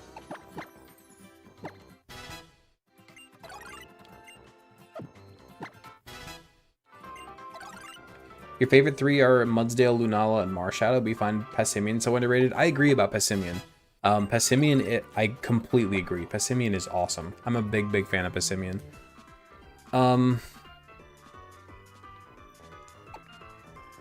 Yeah, Zen Headbutt's a good move. Do you have to do Electric Trial without switching party? No. No, you can switch out.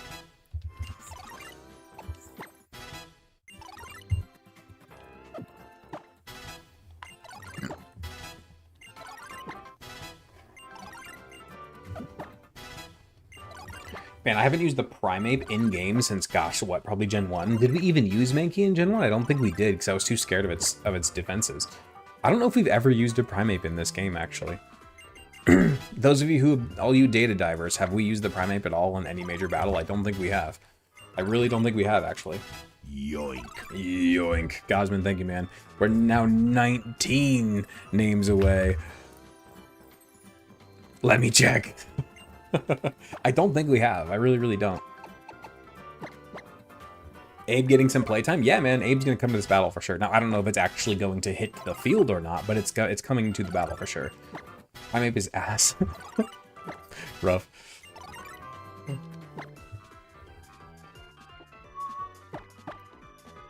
Put that website to use? Yeah. Mankey was using your Charmander run? There you go.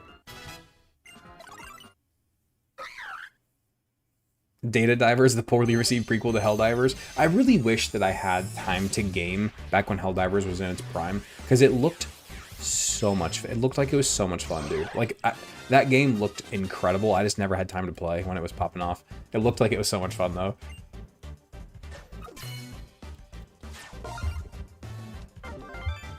Bum, bum, bum, bum. Okay, Rage, nope, because you don't get Rage Fist, because the evolution doesn't exist yet. Punishment? No. Let's get Bear Dog. Mankey, 2 KOs. 4 brings, Primeape, nothing. Mankey has 2 KOs, interesting. Oh, what, probably back on like Brock or something, back in Red and Blue, if I had to guess. Gosh, this website is sick, I'm so keen, dude, me too. Me too. Now hit that thing with a rock and get Annihilate. Yeah, yeah. Dude, Pokenobi, for real. All jokes aside, you've done some amazing work for this community and for me specifically. And whenever I am able to pay you more, I'm going to pay you more. Because, dude, it's just like... One, the wheel. The wheel is impeccable. This is such a huge quality of life upgrade from what we had before. This is amazing for multiple reasons. And then obviously the Rate 'em All website is beautiful. And now this is the more expanded website overall. Dude, it's awesome. Can't thank you enough. Cannot thank you enough, dude. It's crazy. Absolutely crazy. You still love the addition of Annihilate? Oh yeah, Annihilate is one of the best later gen evolutions like ever. Mankey saved us in the Sylvia Charizard run. Ah, fair enough, fair enough. Fair enough. Is the website link in Discord? The Rate 'em All website should be. The Rate 'em All website here, I can drop the link right now. The full-blown website is not public yet, but the Rate 'em All website is.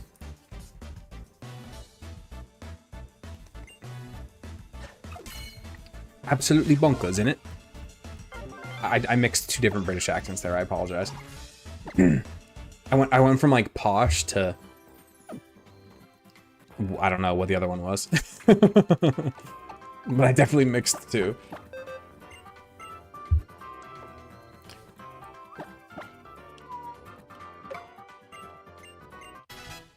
Okay. Well.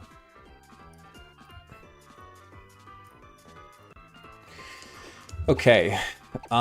U-turn Primeape could be a thing, actually.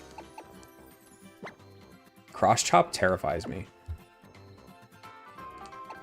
I'm probably gonna give it Brick Break anyway, let's be honest. Bulldoze is a great move. I think we get rid of the Rock move on, or we'll get rid of Brick Break for you. I think. What does Metang have? Clear Body. Yeah, I think we get rid of Brick Break. We can always get Brick Break back later.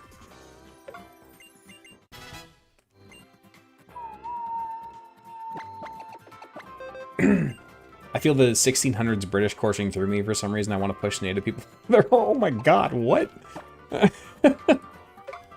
Jesus.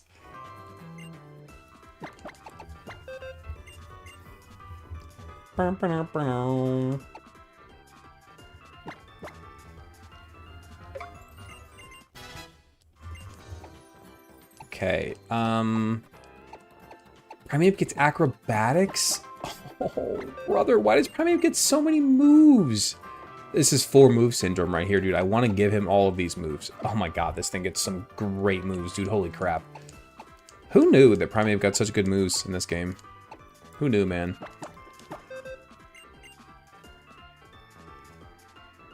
Seeing Claydol get 4 stars is so cool. Claydol's underrated. Yeah, Claydol's a great Pokemon, yeah. Yo, Lily Tiger, thanks for subscribing. Appreciate you.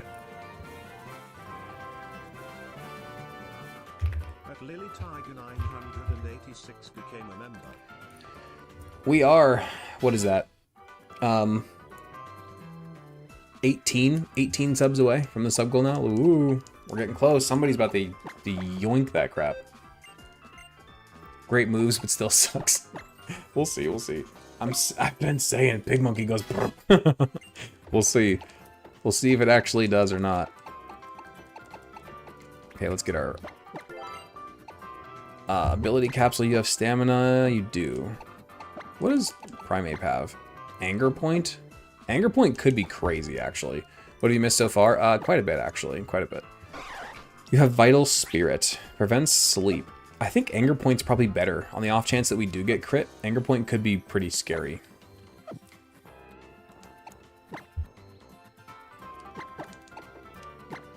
Yeah, let's do Anger Point. Why not? Okay. Now let's get our items in order. I think we just go Muscle Band Primeape. It's probably the best plan there. First time Primeape coming to important in battle, it will be the downfall. Why would you say that? Why would you say that? That's so rude of you. Don't you put that evil on me, Ricky Bobby.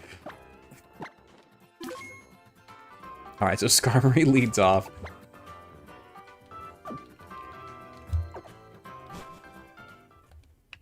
Okay, let's make sure that our Pokemon love us first. I know Primeape doesn't. Oh, we never got our Akala Island scan. What do you guys want for Akala Island scan to be? I don't know if we should do Hone Edge again, just because we literally never use it whenever we get it. I don't really know what our other options are off the top of my head. I'll have to look it up. We also get a Ula Island scan as well. I don't know what our options are going to be there either. We haven't been using our island scans at all, really, outside of Meganium. Why am I giving Jolteon things? I'm sure I've already done this. Maybe not, actually.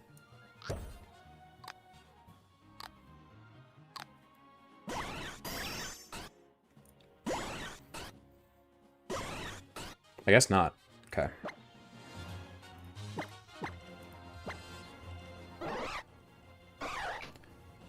Gotta make up for calling it ugly. That's true. That's true, I do. Talk about ugly, though. This thing right here. Nah, I love it. I love Primeape. This is one of those Pokemon where I know that it is 100% nostalgia blinding me, because I love Primeape for some reason, even though it's not a good design, like, at all. It looks pretty terrible, actually, but I love it for some reason. You have to do real work again later. Punch Hard Monkey. I don't know if we're actually going to bring Punch Monkey. We'll see. Isn't Onix an Ula Island scan? Maybe. That might be Ultra games only, but I'm not entirely sure, actually. Huge Power Azumarill with Aqua Jet? Wait, does it actually get Aqua Jet? If so, it's kind of crazy. We already have a Water Fairy, though. But having a physical Water Fairy could be worse. Could be worse, for sure. Is that a Kala or Ula that you're looking at?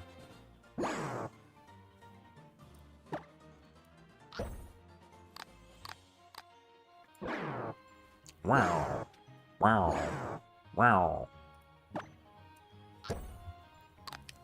For a Kala? Okay, let me look. I don't remember. With priority, mind you. Yeah, no, for sure. That could be really, really good.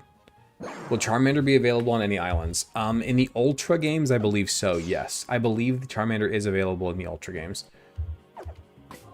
Charmander is not available in these games, though.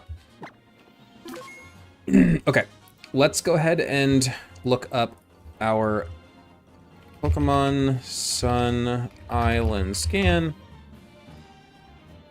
Okay, let's see. For Akala Island, we can get Spheal, Luxio, Honedge, Venipede, Bellsprout, Marill, and Gothita. It's between Honedge and Marill. You just looked at it and says he is. No, that's the Ultra games, I promise. Charmander's available on Route 3 in Ultra Sun. Okay.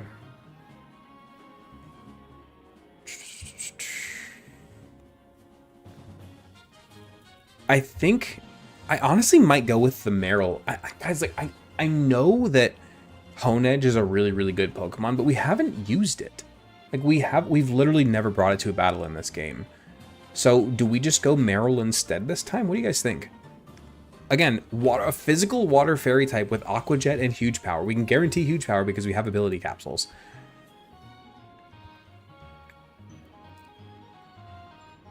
Give Peekaboo a shot? Yeah, I'm kind of with you. Like, as much as we already have Primarina, which is Water Fairy, having a physical version of that could be pretty handy. Okay, so then what do we think for Ula? Do we go Axew again? Do we go Slacking? Do we go Swinub? Do we go Rhyperior? Probably not. What do you think for Ula Island? Because that I don't know. Okay, let's go ahead and grab Marill.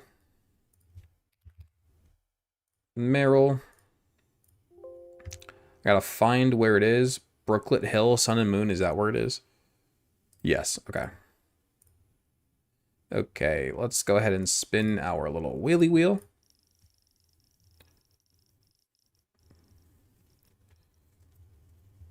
We get Unfunny. I think it's Unfunny 2, I believe. Okay. Now, we're going to go ahead and just give it huge power because we have the ability capsules anyway, so it's fine. We can click randomize IVs one time. We cannot redo it. Holy shit. Holy shit. That's literally perfect, guys. These are literally like perfect IVs for a Meryl. Oh my god, are you kidding me? 21 HP, 29 attack, 30 defense, 25 special defense, 23 speed. What? This is a perfect Meryl, dude. Oh my god. Don't get too excited yet, Unfunny. We still have to roll. We still have to roll for nature. Unfortunately. We have to roll for nature. This is a really, really good Meryl so far, but we have to roll for nature here. There's what, 25 natures? Roll D25. Let's see what we get. We get a 2 on the... Wait, that was it? We just get a 2? We just got a 2 on a roll D25. Okay, what's the second nature in Pokemon? That's not adamant. I think it might be bold or something, which would be really, really bad, actually. I don't know if that rolled correctly, though. I'm not entirely sure if that rolled correctly.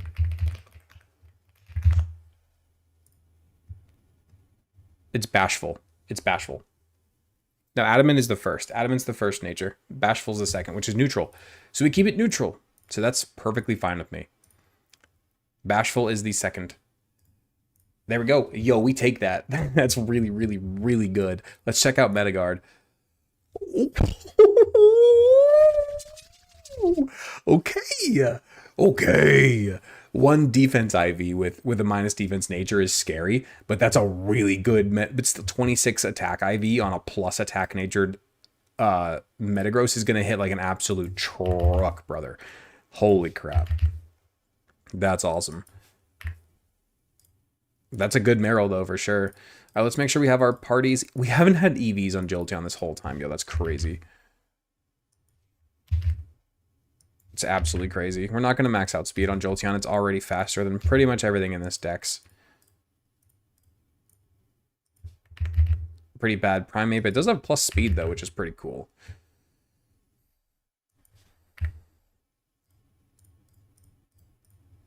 All right, let's leave it at that, and let's go. Why not? Wait, why PK Hex for a Nuzlocke? Because it saves everybody time. Like, there's nothing stopping me from grinding all these EVs right now, other than, like, hours of my time and yours. Nobody wants to watch that, so we're gonna just cheat in the EVs instead. And same thing with the island scan. There's nothing stopping me from island scanning, other than time. So we just cheated in. And we allow 1 island scan per island. Instead of being able to get a few broken encounters, we just allow that 1 broken encounter and then move on. Okay, let's go ahead and start this battle with Mullane. To be fair, Light, I say a lot of things like a truck, to be fair. It's one of my vocal crutches, for sure.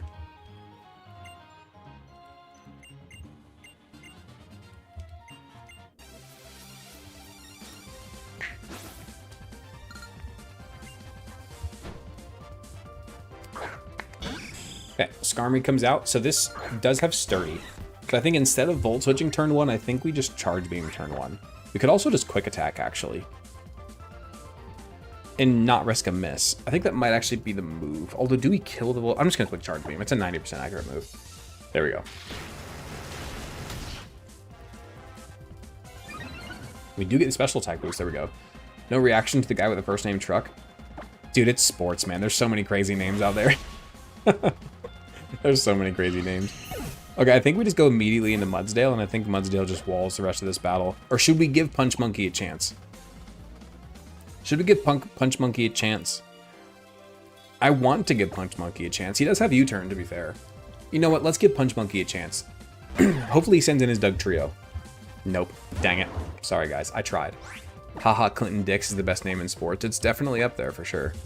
It's definitely up there. Hey, we can U-turn on the Metang. Hey, Punch Monkey got to see some battle, all right? That's about all I got, but it did get it. It did get it. I do know about that guy, Duck Cube, but I'm not gonna read your message out loud, but I do know of it, yes. I do know of it, and I have those poor announcers who probably are just fighting for their lives up there the whole time, man. Literally their livelihoods. Because you say it wrong, and you're probably gonna get fired. Even though you're literally reading a guy's name, so that's... Never mind. I'm not gonna comment on that. But, you see my point. They're literally fighting for their livelihoods up there, trying not to say it. Dude, Stamina Mudsdale is so broken, dude. It's such a broken ability, dude. Noah K? Yeah, definitely Noah K. For sure, for sure. So you indeed have Sucker Punch, but we're at like plus I don't even know how many defense now. We just high horsepower. We dodge it. Oh, you love to see it. Mudsdale is so broken, dude. It's such a good Pokemon. It's so unfair. It's so unfair how good Mudsdale is, man. It's genuinely just so not balanced. It's such a strong Pokemon. Stamina is such an amazing ability on a bulky Pokemon. I really want them to make a...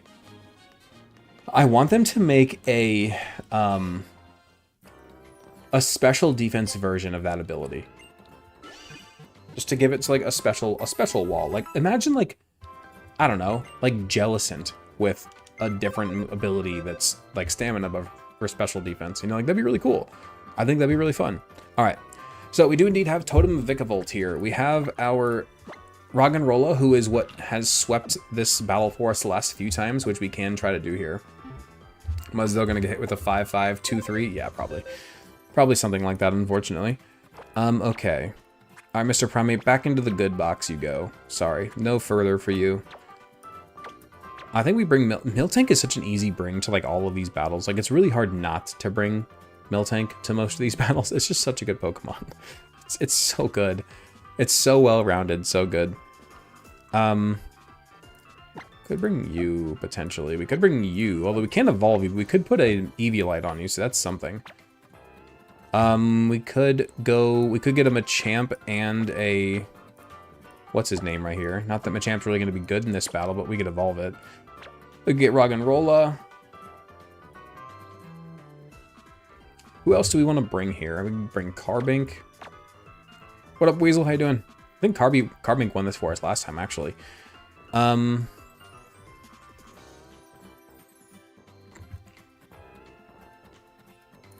Who else do we want to bring here? This is, again, Bug and Electric are the two main attacking types here. I mean, we could bring Crobat for speed, but that's obviously very dangerous.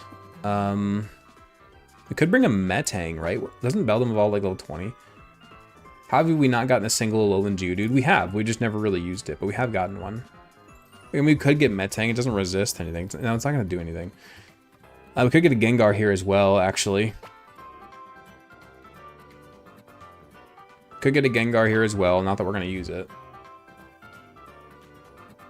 We could bring you just for Volt Absorb, like purely just for Volt Absorb. That's not a bad idea, actually. Let's bring you just for the Volt Absorbs.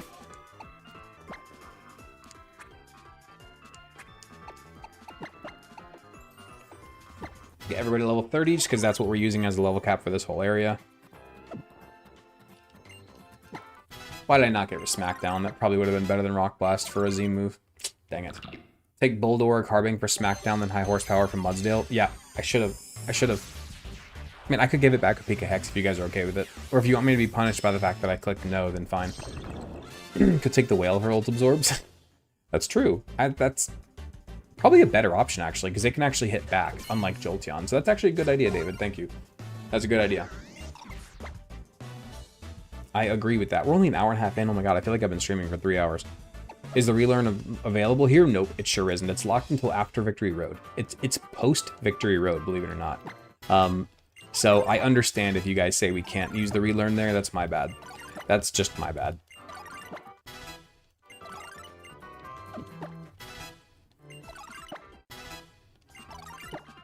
That's terrible. It really is, man. It really, really is. Do you think Flower Trick or Torch Song is better? Torch Song, but it's close. How did you get into bartending? Like, how did you learn before getting the job? Okay, there's two sides to this story. First, I went to this like bartending school that I paid too much money for. I didn't learn a damn thing. That's not true. I learned some things, but it wasn't worth it. And the little certificate that they gave me literally gave me zero traction with any bar or restaurant anywhere around, because like they're like, wait, have you actually done this before? I'm like, no, I just learned. And they told me, no, come back when you have experience. So the way that I actually learned how to become a bartender, the way that I actually got a job was I took a job as a server at a restaurant, and I told them in the interview that I want to be trained to bartend. Like, that's my end goal. I want to learn how to bartend, but let me be a server. Let me work here while I'm learning. And then, you know, whenever you have a bartender slot available, I'll move there.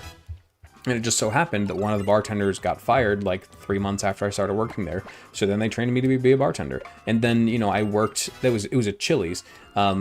I worked at a Chili's. That's where because I just wanted to get in, right? Because I just needed a job. Like, I was unemployed at the time. I needed a job, and I knew that I could make good money being a bartender because I'm a fairly charismatic person and I can work fast.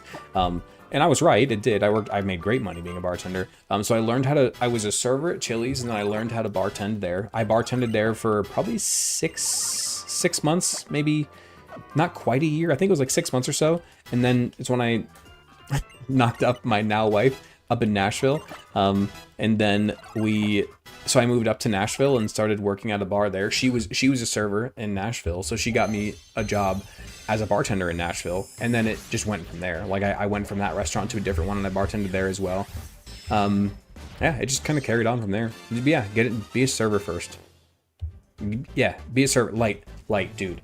Okay, for those of you who are in this chat who have been a server or a bartender before, you have no idea how much money you can make. I will warn you though, it's kind of a trap, because you can make so, like, the money versus hours ratio is not balanced. You can make so much money in so little time. The issue is that you don't always get the hours. That's the issue with bartending, is you can make, I was averaging, this was in Nashville, mind you. I was in Nashville. I was averaging $50 to $60 an hour bartending. But and that sounds amazing, and it is, but hear me out. Here's the problem. They only had like 3 shifts a week available for me. So like I still wasn't making that much in terms of a monthly income, but my hourly income was amazing. So it's a really careful trap to fall into, because it's really hard to get out of. It's really, really, really hard to get out of, man. Because you make really quick money. You do. But no, the retirement home ones are awful, dude. Light, hell no, dude. Hell no. Hell no. Yeah, man, it's you can make really, really, really good money being a bartender. Really, really, really good money. Same thing with serving. I made really good money serving too. I liked bartending way better, because here was my experience. And again, if there's any other bartenders or servers in chat, maybe you'll agree with me. When you're a server, people treat you like you're a servant. When you're a bartender, people treat you like you're their friend. They want to sit and they want to talk to you. They want to chat with you. They want to have a conversation. They want to be friendly. When you're a server, they treat you like you're their servant. And if any of you out here in this chat have done both, I'm sure you can back me up on that. It's so different. It's so different, dude. That you get treated so different depending on which side of the bar you're standing on.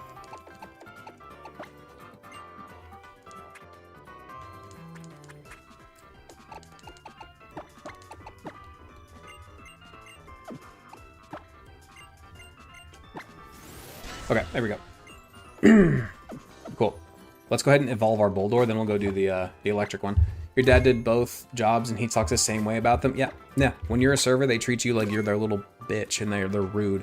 When you're their bartender, they treat you like you're their best friend. It's crazy. It's so different, dude. And even in the same restaurant.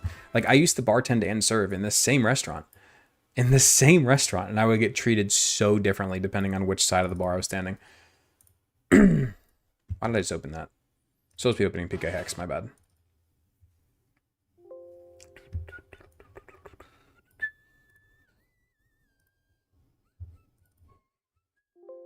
Is your Tinkaton video going to be long form or short form? Trying to figure out aspect ratio? Probably short form.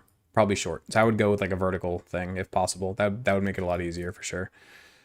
Yo, recovering. Are you in chat? You're about to get used finally. That sounded wrong. You know what I meant though.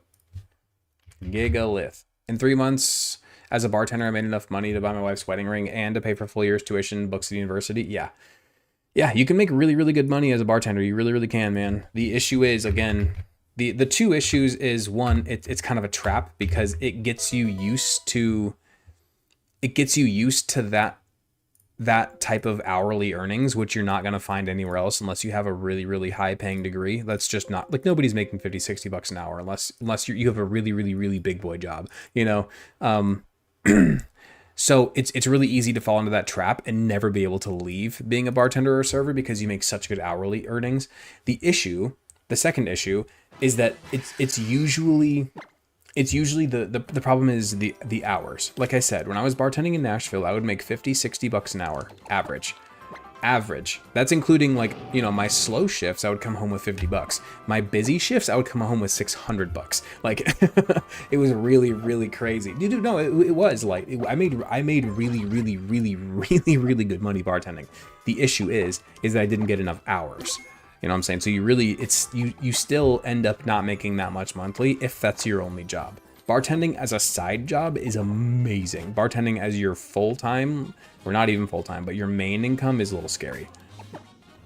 Because if you get stuck on a Monday morning shift instead of a Friday night, you can get screwed really fast. You can get screwed really, really, really fast. Like, because again, Monday morning you're gonna make 30 bucks. Saturday night you're gonna make 500, and it is that different. It's bad. Because you don't really get paid hourly. You get paid like $2 an hour. So like your hourly time is nothing. You should try bartending, dude. It's fun. I enjoyed it, but it's harder than it looks. It is, but it's not that bad. It's fine. That too, Welcher. That too. Cash tips. Whenever I had cash tips, I treated them like they didn't exist. Like that money wasn't real.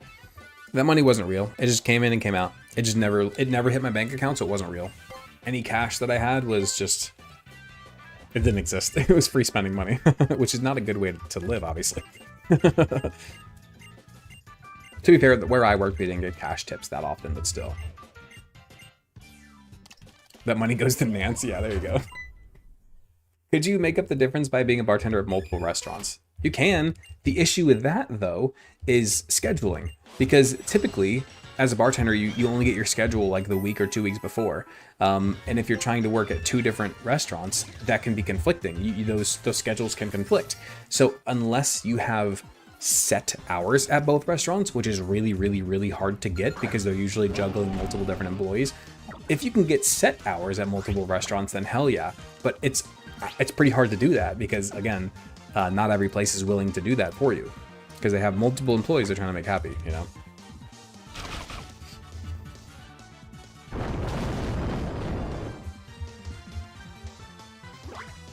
Still get most of your money on weekends? 100% yes. You could literally just bartend on the weekends if a place will hire you for just weekends.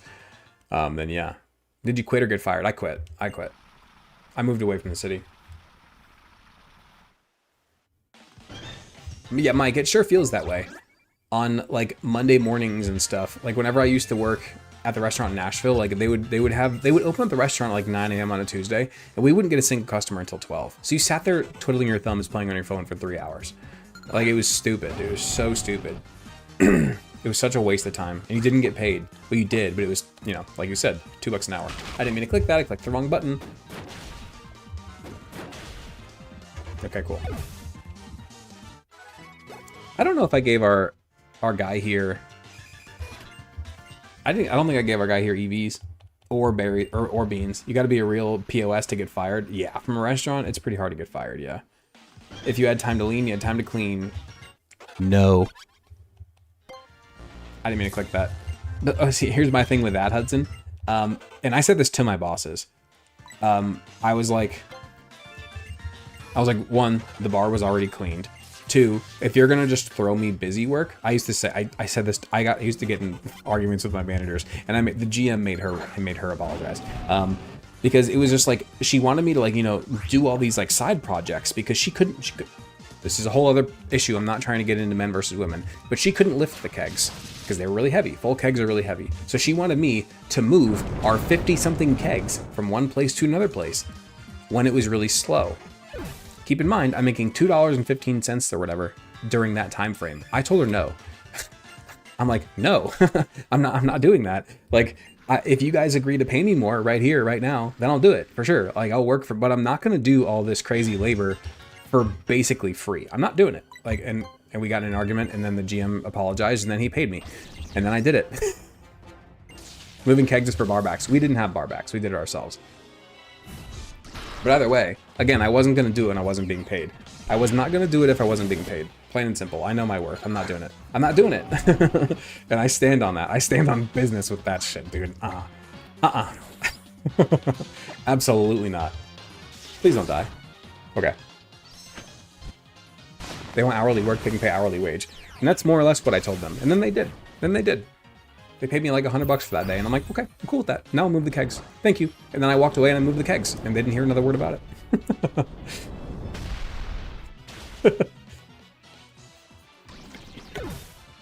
I'm not gonna argue with you, like if you have, like, I'm only ever gonna argue with a boss and stuff if I know for a fact I'm right, or if I'm willing to be fired over it.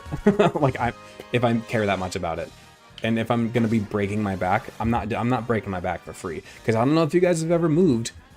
I'm not talking moving one. I'm not talking about moving one keg. I'm talking about moving like 50 plus kegs. If you've ever done it, you know you are hurting by the end of it, dude. Those things are heavy and they're not easy to carry. They're awkward. They hurt when you're carrying many, many, many of them. So yeah.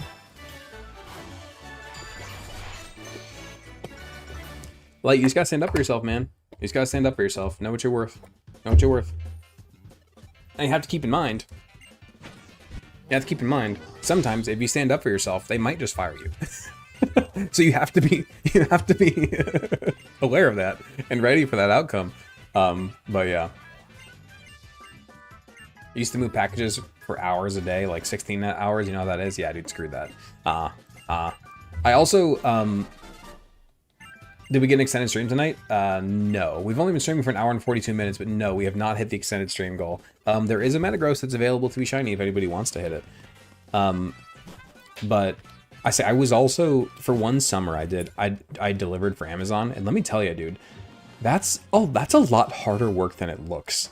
Like, crawling from the front of the van to the back of the van, getting the package, jumping out of the van, walking up to their doorstep, jumping back or climbing back up into the van, driving freaking 30 feet, climbing into the back of the van, finding the box, getting out of the van, doing that 200 something times in like 8 hours is a lot harder work than it sounds, especially in the summer. Light, thank you for the gifted sub, man. I appreciate you.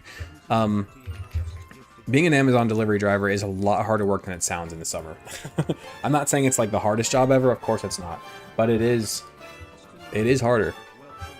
Yo, Mike and Gosman both get to the sub. Thank you guys, appreciate you. Yoink. There we go. Oh, Gosman did another one, sorry. Gosman did 2. Yeah, dude, it was awful, especially if you're in an apartment complex. Dude, the day that I quit being a delivery driver was when they had me in an apartment complex. I was literally in the same apartment complex the entire 8-hour shift. And it was 3-story apartments, and they did not have a drop box at the bottom where you could put packages. So I was literally just climbing 6 flights of stairs, whatever. I was climbing up to the 3rd floor, then down, then up to the 2nd floor and down, and the 3rd floor and down, and the 2nd floor and down for 8 hours, and I quit the next day. I'm like, this isn't worth 16 bucks an hour. I'll go find a different job. And then I did, and it was fine. I said, screw this, I'm not doing that. And I'm not trying to come off as lazy. Like, look, I was in the Marines. Like, I know what hard work is, but I also know what my time is worth. And that shit's crazy. I'm not doing it. You're crazy. You're out of your mind if you think I'm doing that. Out of your mind, man. Out of your mind if you think I'm doing that for that pay. Nope. Call me entitled all you want. I don't care. I know my time is worth. And if you don't agree, then don't hire me. That's fine. That's perfectly fine. Devotee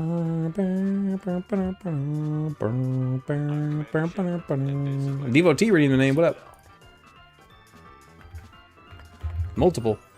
Someone gifted you sub on YouTube. I know, I already added it. It was late. I know, guys. I know. I saw it. I saw it. I'm Commander Shepard, and this is my favorite store on the system. Who else do we want to bring here? I guess Jolteon. Sure. Back in the day, being entitled was a good thing. I know, right? Now that our generation is doing it, we're being told that we're spoiled or whatever.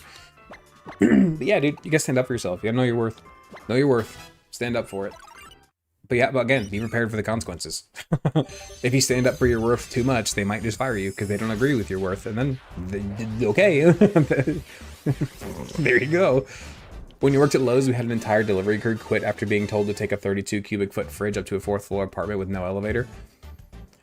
I mean, if it's a whole crew, then I think you can figure it out. If you told like a guy or two, then I agree. But a whole crew could have figured it out. Your brother-in-law just joined the army. What's the best way to support him? That is a very good question. The army is a totally different beast than the Marines. It's not nearly as bad, but it's a really hard question to ask. It really depends on the person. Exactly. That's exactly right, David. The squeaky wheel either gets the grease or it gets replaced. 2 people? Yeah, I wouldn't want to carry a fridge up 4 flights of stairs. Nope. Not for probably they weren't making all that much money. Nope. I'm probably coming off like a spoiled, entitled brat here. But this is just the way that I feel. Look, I've worked a lot of physical labor jobs in my life. I was in the Marines. I was an electrician. I was an apprentice electrician. I dug freaking ditches. I owned my own landscaping company for a while. I've done. I worked in a parts warehouse where I did nothing but press tires on a hydraulic press all day, and these were forklift tires. If any of you have ever lifted forklift tires, you know that they're pretty darn heavy, especially when you're lifting them over and over and over and over and over again for your entire shift. I am not afraid of hard work. I just stand up for my time and how much it's worth. That's all. That is all.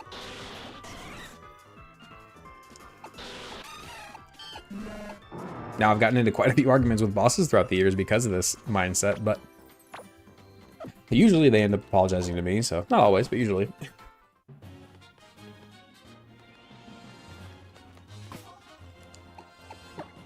Yeah, Duck Cube, listen, I agree with you, but let's try not to... That's bleeding dangerously close to politics. My current job? I haven't revealed my current job yet, actually. Well, this is what I do full-time now. I do this full-time now, but I still have the job that I was doing full-time before I made this switch. I'm still at that job, but I'm doing it part-time now. But now this is my main thing now, which is amazing. But yeah, no, I've worked plenty. Always advocate yourself because no one else will, especially a boss or a company. Ding, ding, ding. Shinikaga nailed it. We've been giving out a lot of advice lately. Hopefully all you youngins in here are listening. We were talking investing and all that stuff yesterday and finances. Now we're talking just life advice with jobs and shit. You guys better listen. Listen to all of us old heads who have been there and done that, let me tell you. Let me tell you. And now we're gonna go fight Guzma. Big bad Guzma. I feel like we've been streaming for 3 hours, dude. It's only 10:21. We've been streaming for an hour and 48 minutes. But I feel like we've been streaming for 3 hours. I don't know why. This one just feels really long. No, dude, you're good. You're good. You're good, Duck Cube. I'm not upset with you at all. It's just the whole generational divide, especially once we start talking about the generational divide with finances and everything else, then it gets dangerously close to politics. You didn't say anything specifically that was wrong. It was just bleeding into that conversation where it's like, ooh, that's gonna lead there, you know? That's definitely gonna lead there. Okay, I think we just lead with... I think we lead Jolteon, and then we have Crobat for this fight. We could bring Goliath or you back. Gigalith is back, that's fine. We could bring Gyarados if we wanted to. Azumarill's probably fine as well. We could bring Skarmory. Let's bring Skarmory instead of... No, Azumarill already has EVs. This team's fine. We can handle Guzma with this team.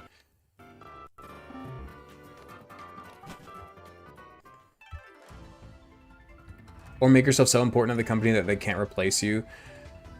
Then when you start to cop an attitude and you get fired, they realize how important you are, and then you can get a nice raise. That's a dangerous game to play, but if you've got it, you've got it. Fair enough. The irony of being 30 and also Gen Z. I mean, I hear you. I'm one of the youngest millennials. Like, I just turned 32. I'm on the very, very, very, very youngest spectrum of millennials. I think there's like 1 or 2 years below me that are younger, but I'm at the very, very, like, I feel like me and you, like you said, you're a 30-year-old Gen Z, and I'm a 32-year-old millennial. We're the same. I like the term the zillennials, like the early 90s through the early 2000s, like that, like 10-year gap. I feel like we all had the same childhood. Like we grew up with technology. Like when we were kids, the internet still wasn't really a thing. And then we got dial-up, and then we got like DSL or whatever it was. And then, you know, we still had house phones. And then the Nokia like bricks came out. And then we had the Motorola Razors, and then we had Blackberries in high school, and then depending on how old you are, you got your first iPhone, whether it was high school or college. Like we grew up alongside technology. You're 93, Mike? I was 94, so yeah, it was same idea. Yeah, we grew up alongside technology. We remember the time before the internet. We remember it. You know what I'm saying?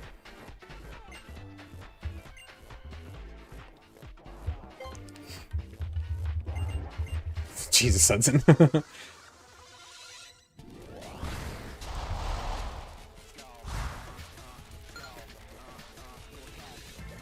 here we go.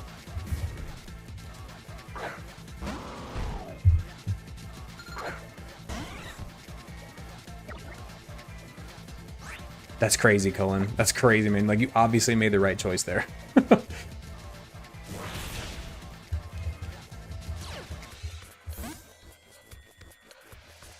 Remember before the internet, people getting on the phone and turning off your internet? Yeah, dude, when you were sitting there trying to download something on LimeWire and your mom had to take a phone call and then your internet just cut off. Hey, that was great. That was great. Yoink. I know I'm probably getting the LimeWire timeline wrong there. I was trying to make a joke, but you see the point.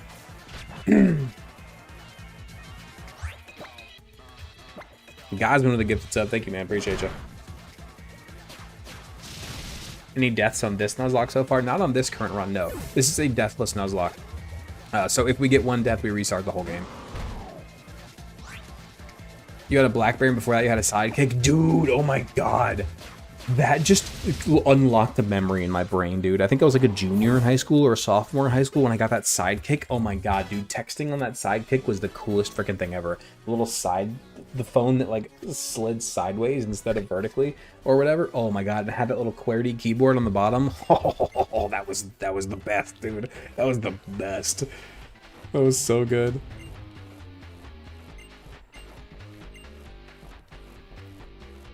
The Motorola Razor, yeah, that was the cool kid club, man. By the way, the fact that we're still at 94 viewers, like an hour plus after the raid, is amazing. Absolutely amazing. We watched the towers fall in like grade 1. Yeah, pretty much. I think I was in 2nd grade when it happened, but yeah, yep. The era when people have music as their voicemail. By the way, I'm just saying, I'm not saying this so people gift the subs. I know it's going to come off that way. That's not why I'm saying this. I'm just saying I'm shocked that we're 14 subs away and nobody has sniped that shiny yet. With the way that you guys are normally like fighting over it. You guys are normally so quick to bang whenever we get even remotely close. And tonight we've been just hovering. We've been hovering right there. We're now 13 away. Okay, now we go to Route 12 and Blush Mountain and everything. Hopefully we get an Alolan Ninetales this time, man. I want one so bad. We know we still haven't gotten one.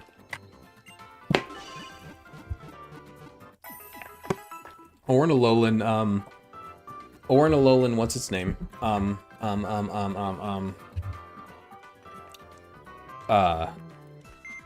Sandslash. If there's a ghost available, we have a Ghastly, we have a Ghastly. Okay, let's get our regular team back, I think. I think that Brion is unfortunately kind of getting outclassed at this point until it evolves. I feel like Brion is kind of on the back burner. I think we might keep this team for now, actually. It's a pretty solid team. Yeah, look at that. Is that a Zapdos or an Oricorio? What is that? Looks cool regardless.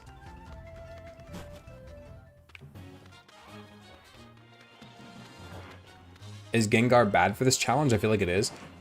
It's the perfect counter for Lusamine. So we 100% bring Gengar to Lusamine battles, both of them. Other than that, yeah, it's not great for the rest of the challenge, but it is 100% going to the Lusamine fights. We haven't had Crobats as affection this whole time. Once Red gets famous, we need to bring back the Blackberry. What do those two things have to do with each other? And I don't know. I don't know if I'm going to be getting famous anytime soon. These, like, I mean, don't get me wrong. Like, the community is growing, but like slowly. Like, we haven't had a huge jump in a long time. I need to get my long form videos up and rolling, man. That's really what I need to do.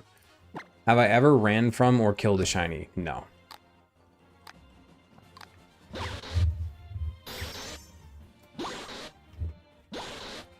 Red is a micro celebrity in the Nuzlocke community. Am I though? Like, I've never heard and maybe you guys can correct me, but I feel like all sorts of other Nuzlockers get referenced in other Nuzlocke videos, like Peachal and Flygon and like Shady and like Ludwig and like all those like huge ones get referenced fairly often in other people's videos. I don't think I've ever been referenced in somebody else's video. I feel like that's kind of the dividing line there. When was the last huge jump? Probably when I made the first like high quality the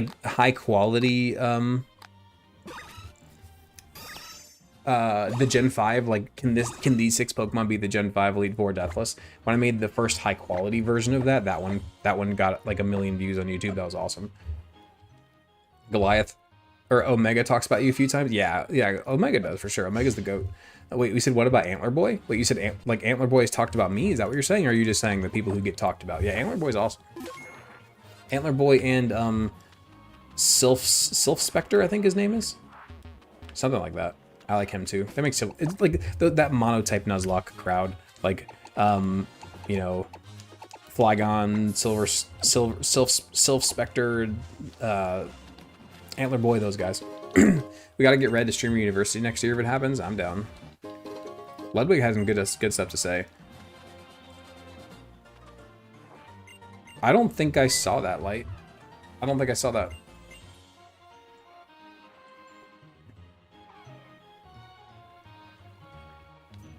You've mentioned me in the Fire Emblem streams? Thanks, man. Appreciate it.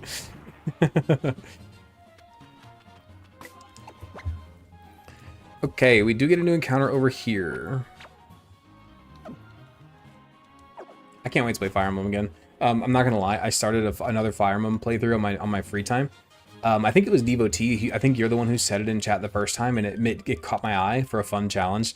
I'm doing a Crimson Flower run. I started a new file on Fire Emblem. I'm doing a Crimson Flower run where I'm doing the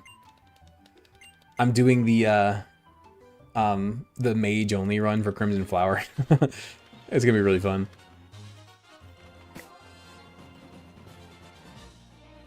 Your favorite Nuzlockers you found are me and a guy called Your Very Distant Cousin. Never heard of him. Fair enough.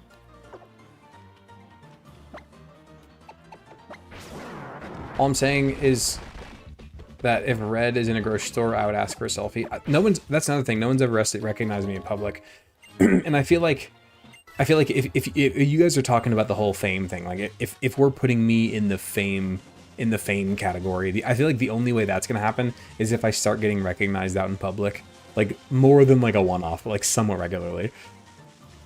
When you have free time, you really need to try Lord of the Rings: The Third Age. Similar to Fire Emblem, it has a ton of fun as you follow the Fellowship and get movie scenes throughout the game. That sounds really cool, actually. Yeah.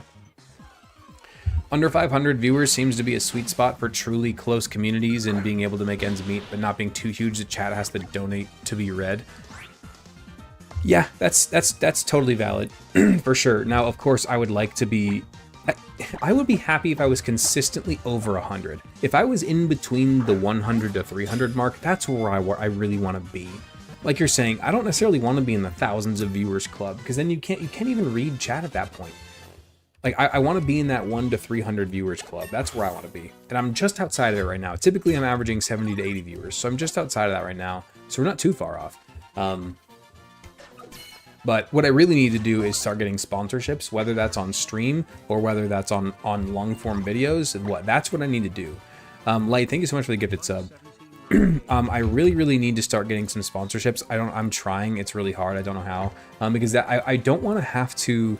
I don't want to have to depend on you guys to survive. You know what I'm saying? Like that's the one thing that I don't really want to do. You know, because it sucks to have to depend on you guys. I'm sure for you and me. You know, I would much rather have sponsorships and ad revenue paying me. You know, now obviously modest Torkoal is disgusting. I obviously greatly appreciate it. I cannot thank you guys enough. But it's one, it feels kind of bad sometimes. Two, it gets scary because, you know, like if you're having a bad month, like this month hasn't been a great month at all.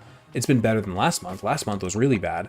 The month before was awesome, but it's like you start to get in these bad months and you start to get really like stressed about the finances. But then when you're entirely dependent on other people gifting for it, it gets really hard. Like you can't just like work harder to make more. Like you can try, like you can try to make more videos, but that's the point though. If the long form videos aren't making the income and the sponsorships aren't there, blah blah blah blah blah blah blah blah blah, it lands you being dependent on viewers, which doesn't feel good. You know, like again, I greatly appreciate it, obviously, of course, but it still doesn't feel great. You know what I'm saying? Still doesn't feel great.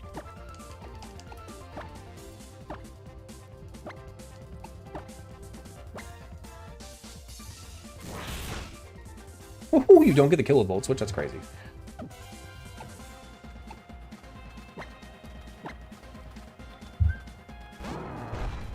You're the only streamer you watch? Thanks, man. Appreciate that.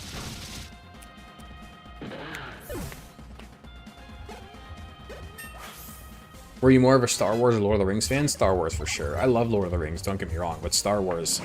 I think Star Wars just has the better expanded universe, the better expanded universe, which makes it easier to be a casual fan of it.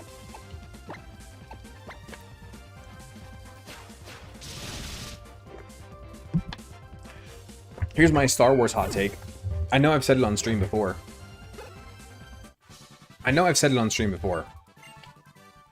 Here's my hot take for Star Wars. The movies are the worst part of the Star Wars franchise. There's my hot take, and I stand by it. The movies are the worst part of Star Wars. And I'm not saying the movies are bad. I like the movies. I thoroughly enjoy the movies. But they are the worst part of the franchise. The games, the comics, the books, the anime shows, the TV shows, all of it. All of it's better than the movies, in my opinion. Like, I think the movies are the worst part of Star Wars. And I know that's a crazy thing to say, but search your feelings, look in your heart, and tell me you disagree. You'd say it's the fandom? Okay, the fandom doesn't count. I'm talking about actual content that's been pushed out. I watch Red because I feel like I've been here and helped, been a part of the growing community. I feel like I've made a lot of friends here. Yeah, no, for sure. And I do love that part. It's amazing. It absolutely is amazing. I'm so thankful for it. Like, I would, my wife says the same thing. Like, so whenever I like take a picture of the grill and send it to you guys, she's not like, oh, are you sending it to Discord? Are you sending it to your viewers? She's like, she kind of gives me a look and she goes, are you sending it to your friends? I'm like, yeah. Yes. Yes, I am. No, I agree, Yoda. No, and that's why I added a caveat of, I'm not saying the movies are bad. I love the movies, but I think that everything else with Star Wars is better. I think that all the other aspects of Star Wars is better than the movies. We get Elekid. You know, I'm gonna name this Omega just because Electivire is his favorite Pokemon, and he rated us today. So there you go. We're gonna have an Omega. Any preview on the review for Araquanid? It's one of your favorite mons. I love Araquanid as well. I love its design. I'm not sure on its battle prowess. I know it's pretty good, but I'm not entirely sure. Concept is pretty cool. Design is really good. Fun fact: I actually have a special guest coming on for for the Araquanid video. Fun fact. Okay, so let's see. Venmo, or whoop, that's not what I meant to say. Light with the direct dono. Light with the direct dono. That is what 12 names, I believe, for Light. Is that the shiny stream? Ooh, Light gets the shiny. Yo, Light, which shiny do you want, man? Yeah, I got you, Light. There you go. I got you. Thank you so much for the direct tone, man. I really do appreciate it. Which shiny do you want, Sir Light? Sweet Torkoal and Elekid, huh? Cool. I'm cool with that. Meet and greet. I'm down. Like if there's like a Pokemon convention near me, I'm down. It'd be hard with my kids, but otherwise I'm down. Other than that, I'm down. Can you imagine how awesome a franchise is, that it's worth billions, and yet the thing that kicked it off is the worst part? Must be an amazing franchise. Oh, I agree. I'm not saying this as a bad thing. I agree wholeheartedly. Weary, what's the secluded shore encounter? What do you got? I'll show you the box in a second. Are we surfing here or are we fishing? In secluded shore. Is there even a fishing spot for that matter? Finn? Okay, so we're surfing for Finneon? Okay.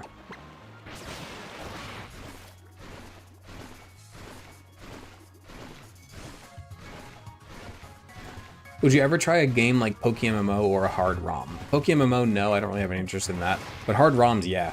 I love Radical Red. Emerald Sea Glass isn't exactly a hard ROM, but I really enjoyed that. Yeah, I like those. Those are fun. Yoda the Finn. That's true, it is Yoda. KOTOR 2 with restored content mod is the greatest game of all time. I've never played it with that mod.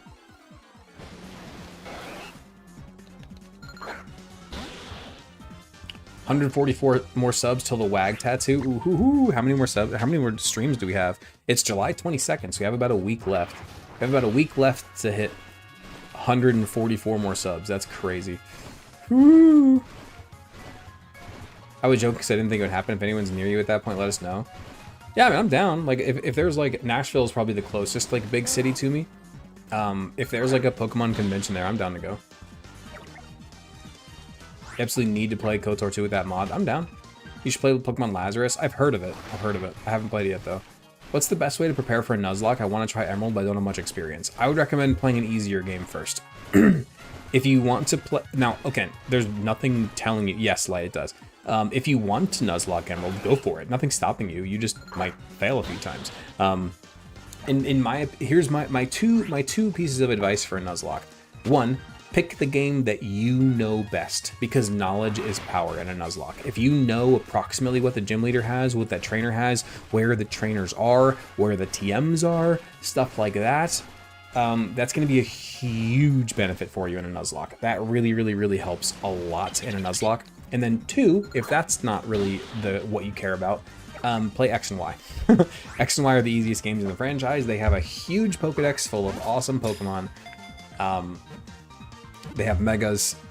Play X and Y. If you want to just like beat your first Nuzlocke, play X and Y. They're the easiest and they're a lot of fun. They're really fun.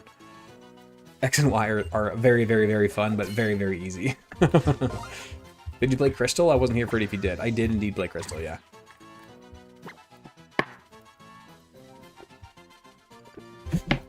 You did a Nuzlocke. You did a Pearl Nuzlocke and even cheated in candies from an old save file and it still took forever? Yeah. Yeah, facts. Okay, let's see. Yeah, we got 30 people over on the TikTok stream. What up, guys? Welcome. How you guys doing? We should catch Pukamuku. I mean, if it pops up, yeah.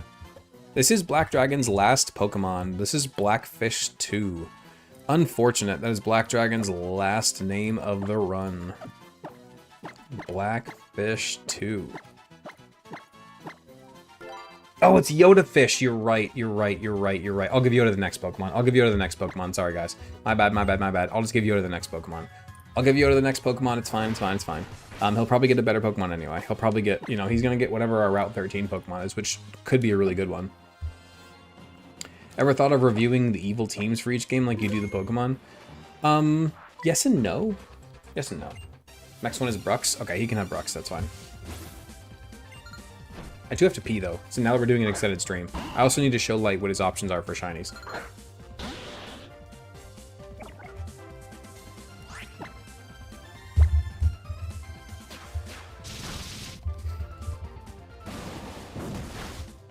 Here we go, Crobat. You call dibs on the next Pokemon that nobody wants? Strongjaw stabs like things Bruxish is goated.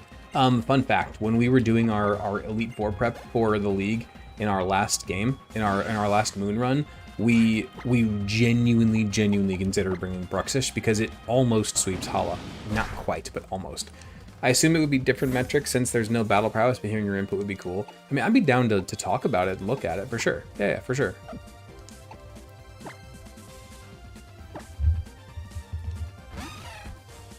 feel like both candies and grinding. I always use candies and grinding for a Nuzlocke. It doesn't make the game harder to not grind. In fact, it doesn't make the game easier, I mean. In fact, it actually makes the game harder because you're missing out on EVs. Always, if you don't have hours and hours and hours and hours worth of video game time in your day, then just cheat in the candies, dude. It makes the Nuzlocke more fun. It makes it so you can actually use more than 6 Pokemon, so you can switch out your party and you use the better Pokemon for the specific battle. Highly recommend using rare candies in your Nuzlockes. There's no reason not to. It's a self-imposed challenge. It's a self-imposed challenge. Don't be hung up on some rule that some guy made 10 years ago. Like, just play it the way that you want to. Like, obviously, like, you know, if it's not, you know, if Pokemon can faint and not get deleted, then that's just not a Nuzlocke anymore. But you can change the other rules however you see fit. Off the dome, do you have a favorite team as far as concept and design? Probably Team Rocket. I know that's a boring answer, but they just make the most sense. Like an evil team trying to delete the world and rebuild it in their own ideal of beauty is so stupid and so unrealistic. I know it's a game about Pokemon, but it's even unrealistic within the region, within the world of Pokemon. Where Team Rocket, a group full of bad guys who want to steal your Pokemon, is entirely believable in a world like this. It makes perfect sense. Like, of course there's going to be a mafia who steals people's Pokemon. Of course there is. It's the most logical. It makes perfect sense. There's no reason not to. Like, it's easily the one that makes the most sense by far. It's not even close.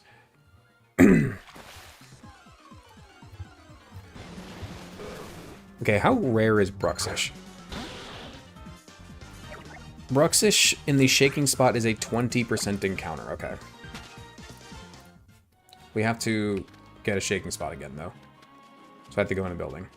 No, it's 1% in a regular fish. If it's shaking, it's 20. Yoda the Bruxish, yeah. What's the hardest game to Nuzlocke for you? Emerald is definitely in that conversation. The Black and White 2, like the Unova sequels, those were pretty hard as well. Other than that, though, it's Alola. Alola is easily the hardest game to Nuzlocke. Go ahead and go look up how many EVs and IVs every single trainer in this game has. Like Ilima at level 9 has a perfect 31 in IVs for both attack stats for a Smeargle, and then he has Technician, and then he has 252 EVs in both attack and special attack, and then he has a super effective move against your starter, and that's the first major battle in the whole game at level 9. Alola is by far the hardest game to Nuzlocke. It's not even close. It's not even close.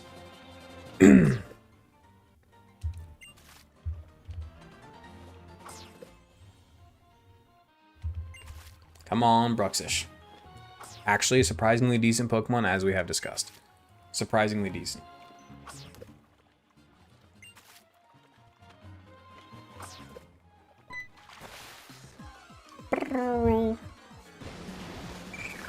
Uh-oh, we're dropping. We're down to 81. We were up around 90 plus, almost 100 the whole time. 81's still great, obviously. I'm not complaining in the slightest, but looks like at least the Raiders are starting to wear off at this point. And it's just the regulars here, which is great. I didn't mean to click that. It's okay. My bad. Oh, shit. Did I break the game? Okay, it doesn't matter. It's fine.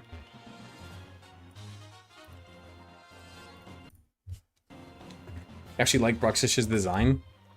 That's crazy. How much harder would this be if you couldn't see the teams of trainers? Way. way harder. Are you kidding? Not even a conversation.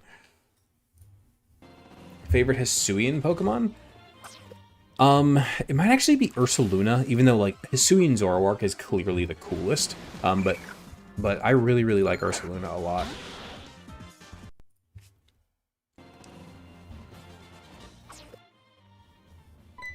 Come on, man. It's a 20% encounter. I'll do it off screen if I have to, but I'd rather not. I'd rather not do off screen. I can. We'll do 3 more tries. If we don't get Bruxish, I'll get it off screen.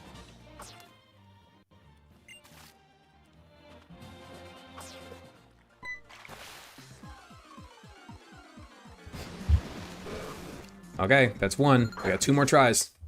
2 more tries on Bruxish.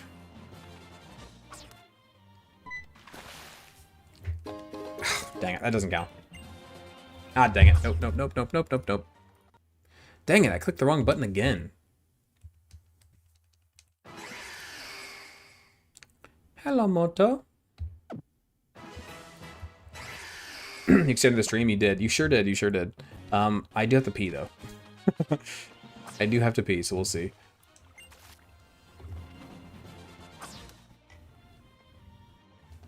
Come on. Give me this stupid fish.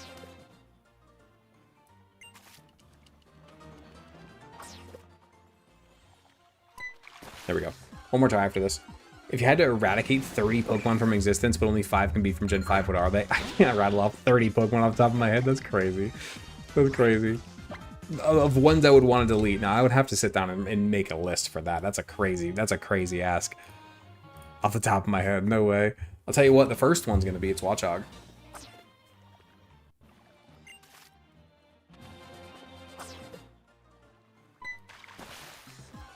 Top 3 favorite Pokemon? Arcanine, Alolan Ninetales, and probably Scyther for that last one? Maybe Dragapult? Okay. Okay, I'm going to put some clips on. I'm going to go pee, and then we will continue. I'll just get Bruxish off screen. I'm going to put some clips on. I'll be right back. Johnny's 100% faster, yeah. Now, he does land it, which is unfortunate. Now, there's going to be a speed drop here as well. As long as it doesn't crit, we're fine.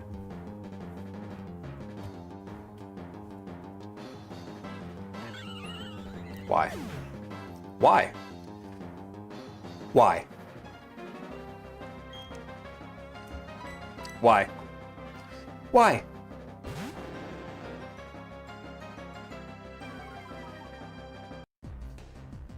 That's all it takes in today's society. Oh, you're 6 foot? Take me. Please don't clip that. Oh my god.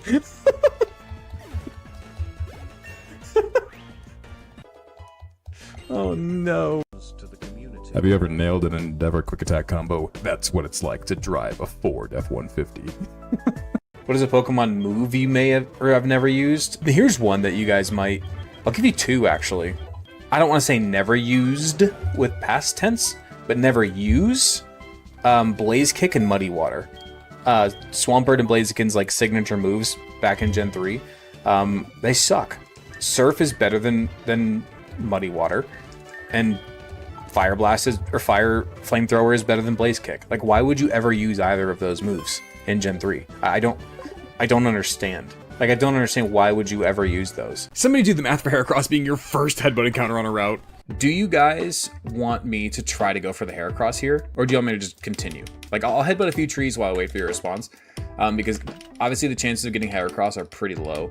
But I think that's like our only valid encounter on this route. Is Heracross. So like we could theoretically just continue to headbutt until we get it. Theoretically. Dude, there's no shot. There's no shot. That's our first try. Bye clip. Okay, top tier clip. That Heracross one was awesome. The Heracross one was awesome. Okay, we will go get Bruxish off screen. I'm not too worried about it. I don't think that's a dupes thing anyway, so it's fine. And can you rattle off 10 total? Only 2 can be from Gen 5? Dude, I don't know, man.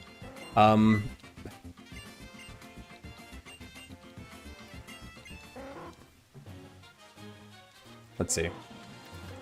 Watchog, the whole Conkeldurr line, Jinx.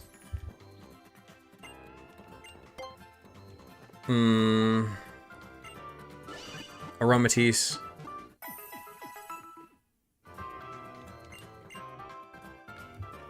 Mr. Mime.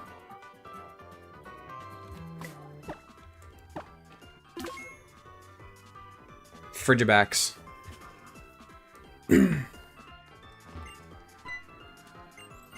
I don't know. That's all I got. That's all I got.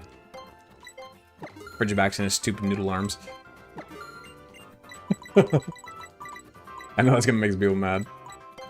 She'll light the box. Oh yeah, that's right. Yeah. Okay, hot take. I think Arctibax is by far the best Pokemon in that line. I think Arctibax is easily the best Pokemon in that evolution line.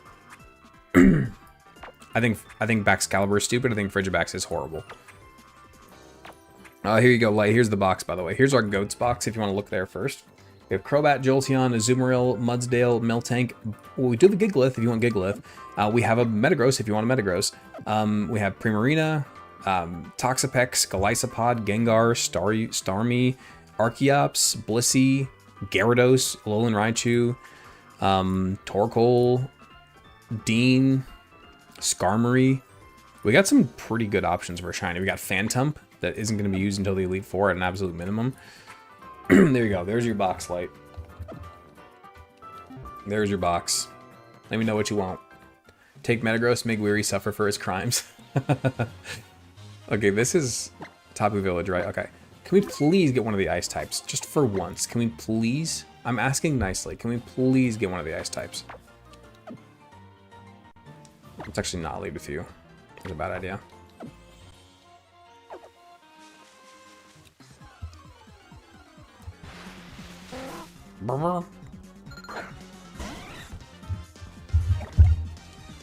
Level 31 wild Pokemon, that's crazy. Especially since the level cap for the next trial is 33. That's wild. Okay, come on, just please not Absol. We get Absol every time and I don't want it. That stoops.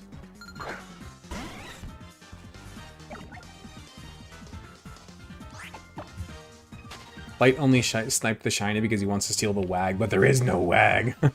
Let me check a second. Need to check DB first. Ooh! I love Alolan Sandslash. I unironically really do. It's actually a really good Pokemon too. It's an absolute beast in battle, as long as you avoid fire and fighting types, of course. Jolteon it is. Alright, you got it. Wait, doesn't Jolteon have a gross shiny? You want the... Isn't it like green or something? Or is it blue? I actually don't remember what Jolteon shiny is. Do you think asking for them makes them appeal less? What do you mean, the shinies? If that's what you mean, I couldn't care less. Oh, make them appear less. Oh, you mean the encounters. I understand what you said now. Probably. All right, let's see. Oh, this is Yoda now, because the fish isn't Yoda, so this is Yoda. Do you like the green Jolteon? Okay. This is now Yoda, since we didn't get the Bruxish. So you get Yoda. I love Alolan Sandslash, dude. Such a cool Pokemon. We get a neutral Alolan Sandslash, dude. There we go. A really steel type. There we go. That's a really good Pokemon. Believe it or not. Alolan Sandslash is really good. Okay, so you want the shiny Jolteon. You got it. That also gives Black Dragon another chance at a name. If he spins it again, which I'm sure he will. Jolteon over Shiny Gigalith is a war crime. Over Shiny Gigalith and Shiny Metagross, by the way. Picking Jolteon is crazy. The fact that the two shinies that we have is Bayleaf and Jolteon is absolutely crazy to me. Those would never be the Jolteon. They're the shinies that I'm picking ever. But it's okay. It's not my Pokemon. It's not my Pokemon. There we go. We get the shiny green Sylvia. Do you watch Wolfie VGC? I have, yeah. I don't watch like every video he posts, but I watch a lot of them, yeah. Come back, what do we miss? Light got a shiny Jolteon. Look at that. It blends into the background.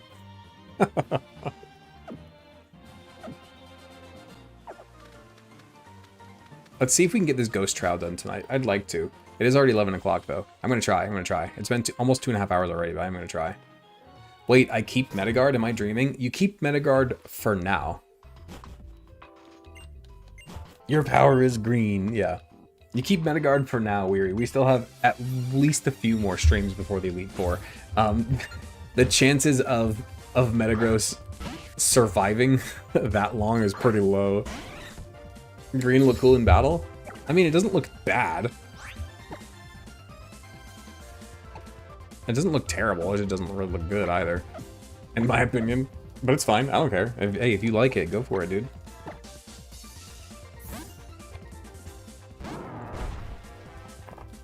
Thunder Punch.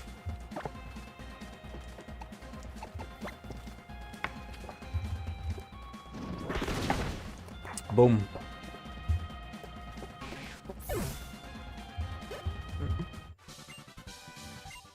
It would have looked better if they made the white fur black. That would have been cool. Hey, I'm broke and donut for the end for the extended stream. Let's keep it going for the ghost trial. I'm trying. I really do appreciate it, dude. I do. Green's your favorite color, but I hate most green shinies. Yeah, most green shinies are garbage. Most green shinies are not good. Weary, I'm assuming we get a little slowpoke over here, most likely. Most likely.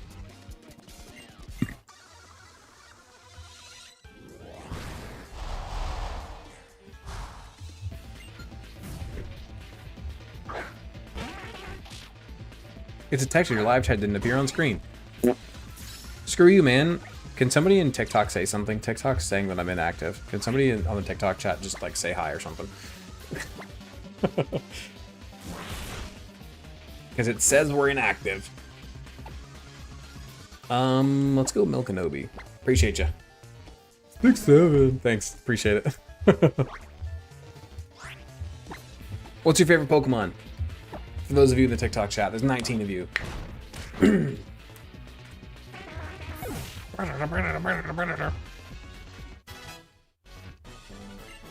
unfunny over there on TikTok. Look at you. Dragonite. Good choice. Good choice. Solid. Can't go wrong there. Cannot go wrong. Hydrapple currently. Hydrapple's cool. Lantern, obviously. It's all the regulars. Was moved over to TikTok. But I haven't seen you guys' name in red in a long time. Holy crap. For Gen 9, Revival Blessing is going to be busted. But don't you kill a Pokemon to revive, though? I thought about doing Miltank, but didn't want to take Pokenobi's Mon. Ooh, isn't Miltank's shiny blue? I think it's a pretty good one. But man, Metagross was right there. Metagross was right there. Metagross and Gigalith were right there. Two of like the best shinies ever were right there. He's being sarcastic. Oh, okay. I was gonna say, I'm like, don't encourage them to. Do you prefer pink Kyogre or black Rayquaza? Black Rayquaza by a mile. By a mile. Although pink Kyogre is way better than green Groudon, that's for sure. That's for sure. Ash's Squirtle will always be your favorite? That's so valid, dude. That's so valid. Squirtle! Down to 71, dude. We went from 100 down to like 70 in like 20 minutes. That's crazy. Black Groudon or Black Kyogre? Black Kyogre. Because I just don't like Beard Trimmer Man's design personally. I think it has a pretty bad... I really don't like Groudon's design in general. It's literally a beard trimmer. How does a pink snake turn into a puke green dragon? Pink snake, puke green dragon. Oh. Dragonair and Dragonite. It is getting late again. That's true. Yeah, it seems like whenever we hit 11 o'clock, our views just drop off for some reason. It's weird. It's very strange. I guess that is midnight on Eastern times. Maybe all the Eastern viewers are like, I have to leave it at midnight, which is valid. Valid. He looks like an excavator. No, he looks like a freaking beard trimmer. It looks so bad. We get K. K the Slowpoke. Look at that. I probably should have taken the Gigalith, but we didn't realize we had that. Light, if you want to change it, I'll change it back. I don't care. No, wait, no, that's Recovering's only Pokemon. Oh, yo, minus speed plus defense is amazing for a Slowbro. Amazing for a Slowbro. One of the best natures for a Slowbro. That's a really good nature for that. There we go. Primal Groudon versus regular Kyogre. Oh, that is a much harder decision. I think I might still go regular Kyogre, but that one's really close. Primal Groudon fixes a lot of the problems for sure. For sure. You love Honchkrow? Honchkrow's pretty cool. Honchkrow is pretty cool. Is this a new encounter right here? Route 14? Do we get a Route 14 encounter, or is there no encounter here? What if you shook it up and went Slowking? Fun fact, we actually allow both in these Nuzlocks. We decided pretty early on, like back with like the Dustox and Beautifly stuff, that if a Pokemon can evolve into 2 different Pokemon, and the keywords here, and there are 2 valid encounters for that line, then we can get both.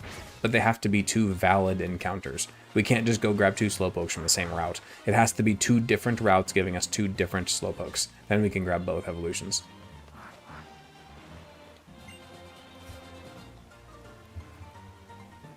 Ah. East Coast with staying up in case you do the trial. I'm going to try to do the trial, yeah. I'm going to try. I don't really see any reason why we shouldn't. I don't see any reason why we couldn't be able to do the trial right now. I am going to try.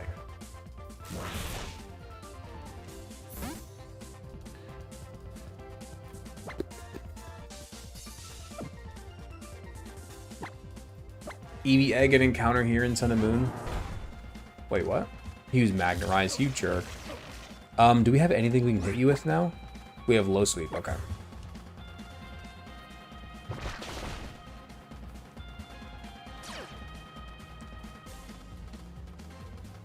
Regular Slowbro King or Galarian, which do you prefer?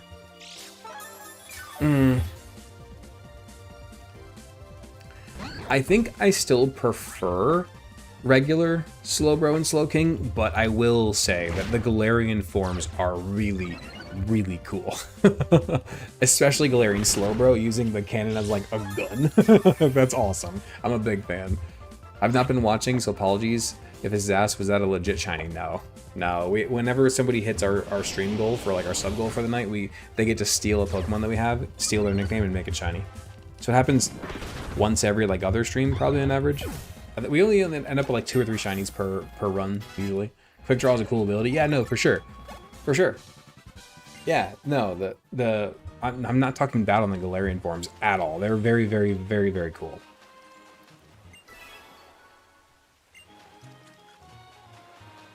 Okay. Now, we have to prep for this trial, which we could try to do the whole psych up thing, but then we have to go battle every trainer on route, whatever that was, 12. Or we can do the Volt Switch, Meganium, Leech Seed, Stamina, Mudsdale thing to deal with it that way. Which is typically the right way to do it. Primal Kyogre versus regular Rayquaza. Regular Rayquaza. For sure. For sure.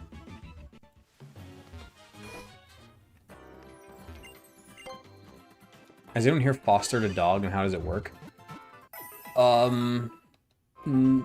Briefly, but not long enough for me to have the answer.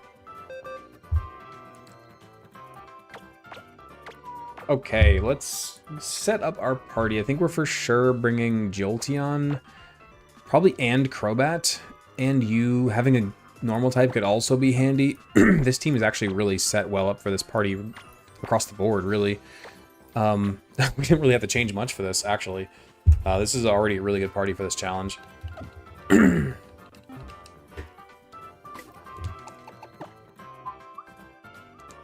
think level cap is 23, I believe. Yo, Brother Knight, thanks for the gifties, man. Let's see. We have the level 33 Totem Mimikyu, yep.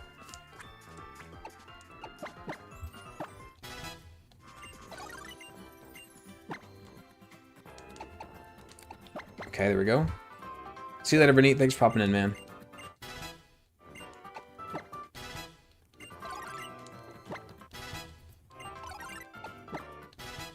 I wish we had Heavy Slam for Mudsdale already. That'd be great. Wow, 67, man. People are dropping like flies. Holy crap. We hit 11 o'clock and everybody runs for the hills. Run to the hills. Run for your life. If you know that song, drop it in the chat, because that's a great song. Obviously, I butchered it. I butchered it on purpose, but you see the point. It's a great song.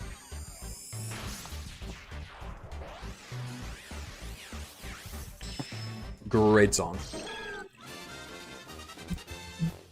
It's midnight here? Yeah. It's getting to be that time for sure. Does anybody know that song, or did I just sing that for nothing? A great Guitar Hero song? Agreed. You started to hate all the Gen 3 legendaries after doing a ton of ZA ranked battles? That's valid.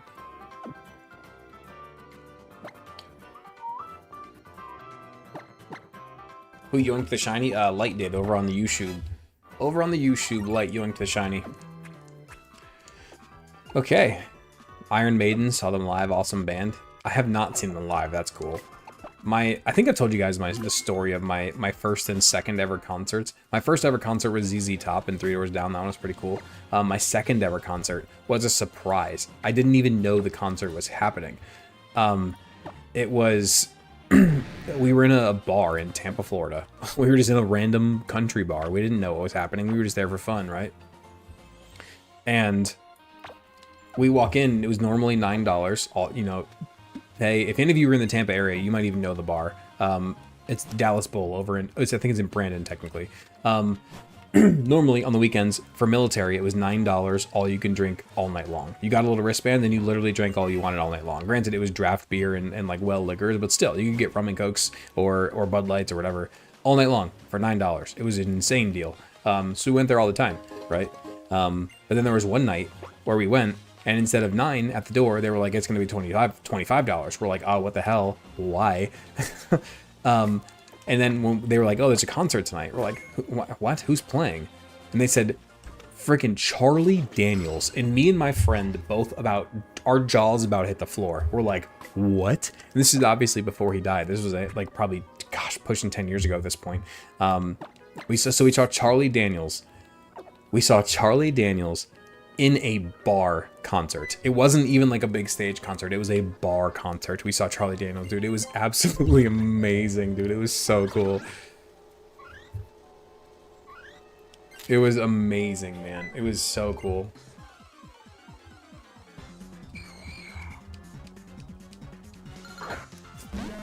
Jesus, Hudson. Light, dude, I have no idea when I'm coming back down there late, unfortunately. It's so expensive to go to Florida, man. It's so expensive. Because I don't have anywhere to stay in Florida, so we have to actually like pay for an Airbnb or pay for a hotel, which is like thousands of dollars if you want to go there for more than a week. Seeing him live is insanely awesome. It was, man. It was an amazing moment. It really, really was. Especially, like I said, in a bar setting. It's not like it was some huge concert. It was literally a bar. Like, he was like 20 feet away from me. Like, it wasn't some huge concert. He was like right there. Or, you know, ripping the freaking the thing, playing the fiddle. He was ripping that fiddle, playing "Devil Went Out of Georgia" like 20 feet away from me, dude. It was a once in a lifetime experience. It was amazing, man. It was so cool. Granted, I will admit I didn't know any of his other songs, but that one was awesome. That one was so cool. Absolutely loved it. You've never been to a concert in your late 20s? I've only been to like 4, to be fair. I haven't also not been to many concerts. Really not my thing, usually. Small concerts where it's at. Yeah. Devil Went Georgia has to be insane. Dude, it was. It was so good to hear that song live, man. It was an incredible experience, I won't lie. It really, really was, man. It was absolutely incredible.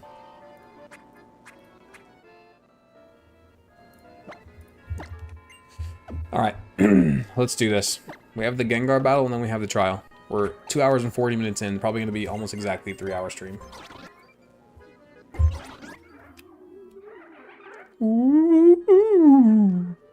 Where's the Gengar at? Ha! Gotcha.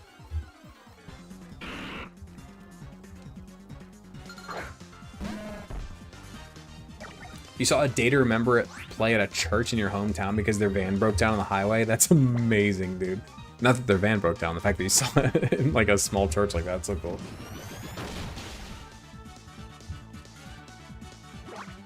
That's really cool. Alright, we made it through the ghost trial. Now we have to go through the actual trial. The totem, of course. Now, our plan here, as per usual, is Ghost Sylvia. Well, hold on. Leech Seed probably breaks... Leech Seed breaks the...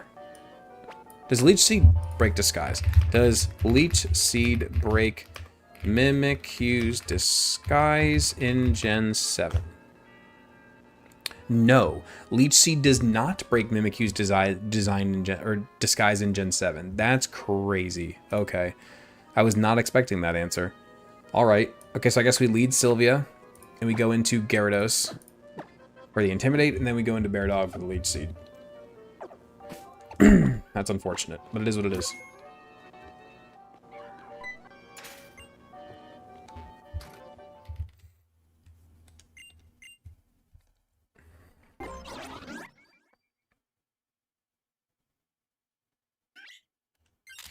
There we go. Cool. Let's do it. Here's our battle with Totem Mimikyu. One of my favorite Gen 7 Pokemon. I probably should have answered that earlier when I asked what my favorite Gen 7 Pokemon was. Absolutely amazing. Amazing Pokemon.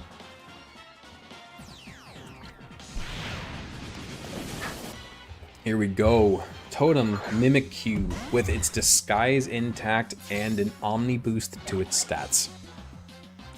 Here we go. We Volt Switch. You outspeed me? That's wild. I know Mimikyu's fast, but that's crazy, dude. I guess you are +1. But still. Hey, we get a free bust, though. We get a free bust, which is wonderful. Actually, I think since we got that free thing, since we aren't taking damage on the Switch, I think we actually go straight to Bear Dog this time and just click Leech Seed immediately. Instead of trying to pivot and letting Bear Dog take damage.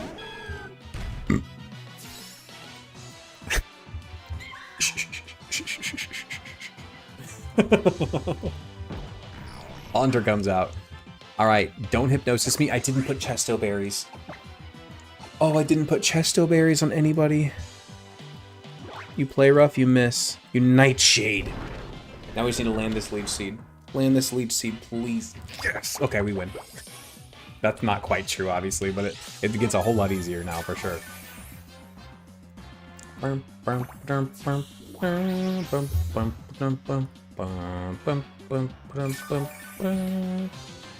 Now we protect for some more damage, because why not?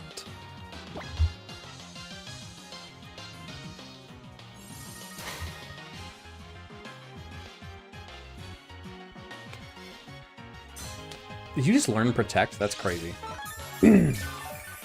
Okay, now question, guys. Do you think we pivot to Gyarados here for the Intimidate before we go to Mudsdale, or do you think we go straight to Mudsdale? Going straight to Mudsdale could be helpful because of stamina, but it's still +1 attack, and those could hurt really bad. Those could hurt very, very, very bad.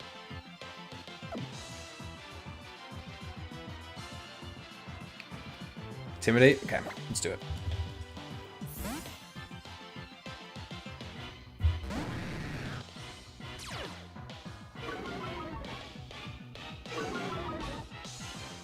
Okay, they get -1, and you Mimic. Dude, why is this thing spamming Mimic and not attacking? I don't understand why it's doing that. I'm not complaining, but why? I'm very confused. I'm very confused why this Mimikyu is not attacking us. This hasn't happened the last few times we've done this battle.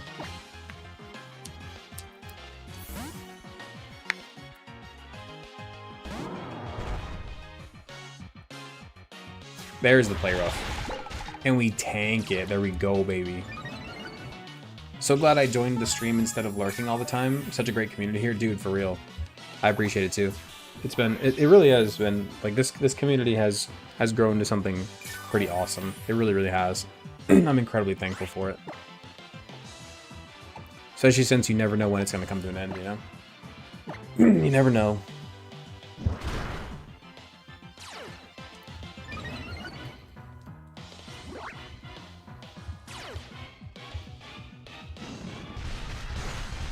That did nothing. We should have high horsepower. Holy crap.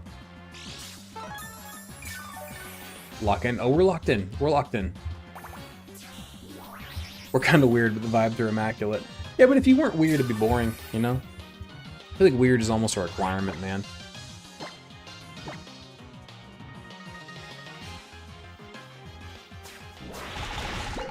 I'm glad to hear that, man. For real. Obviously, what happened to you is extremely unfortunate. But hey, if I could even be of a small help, I'm happy to hear it, man. It's awesome.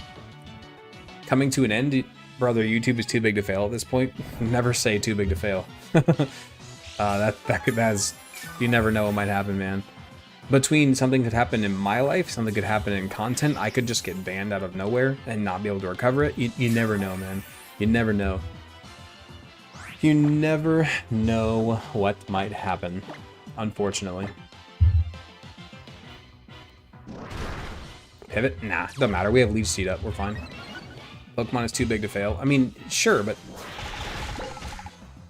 it's never guaranteed, guys. It's never guaranteed. Obviously, I would love to do this for the rest of my life. Obviously, maybe not the rest of my life, but you know what I'm saying. At least do it for a while, for at least a handful of years, you know. Well, Hudson, one, you know, brave of you to say that. Two, I'm very, very glad you didn't. Because you specifically bring quite a bit to this community. And I don't just mean the gifties, I mean in general, like your personality. So I'm very, very glad.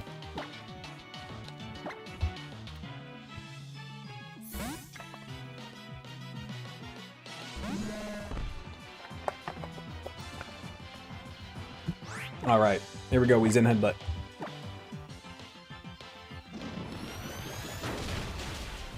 Boom! There we go. Ghost Trial down. Ghost Trial down. 2 hours and 46 minutes in. Ghost Trial has been defeated with Milkanobi with the final KO. Milkanobi with the final KO. Look at that. And there we are. And with that, we are going to end the stream as soon as I get to a point where I can save it. If there's anybody live right now that you guys want me to raid, let me know. Brother man, thank you for the gifting, man. I really appreciate that. Yeah, I'll go raid somebody real fast if there's somebody online that we want to. If not, though, I'll probably have to end it pretty quickly. Wish I found you sooner. You're genuinely a great human. Thank you, man. I appreciate that. I really do. I try. I try.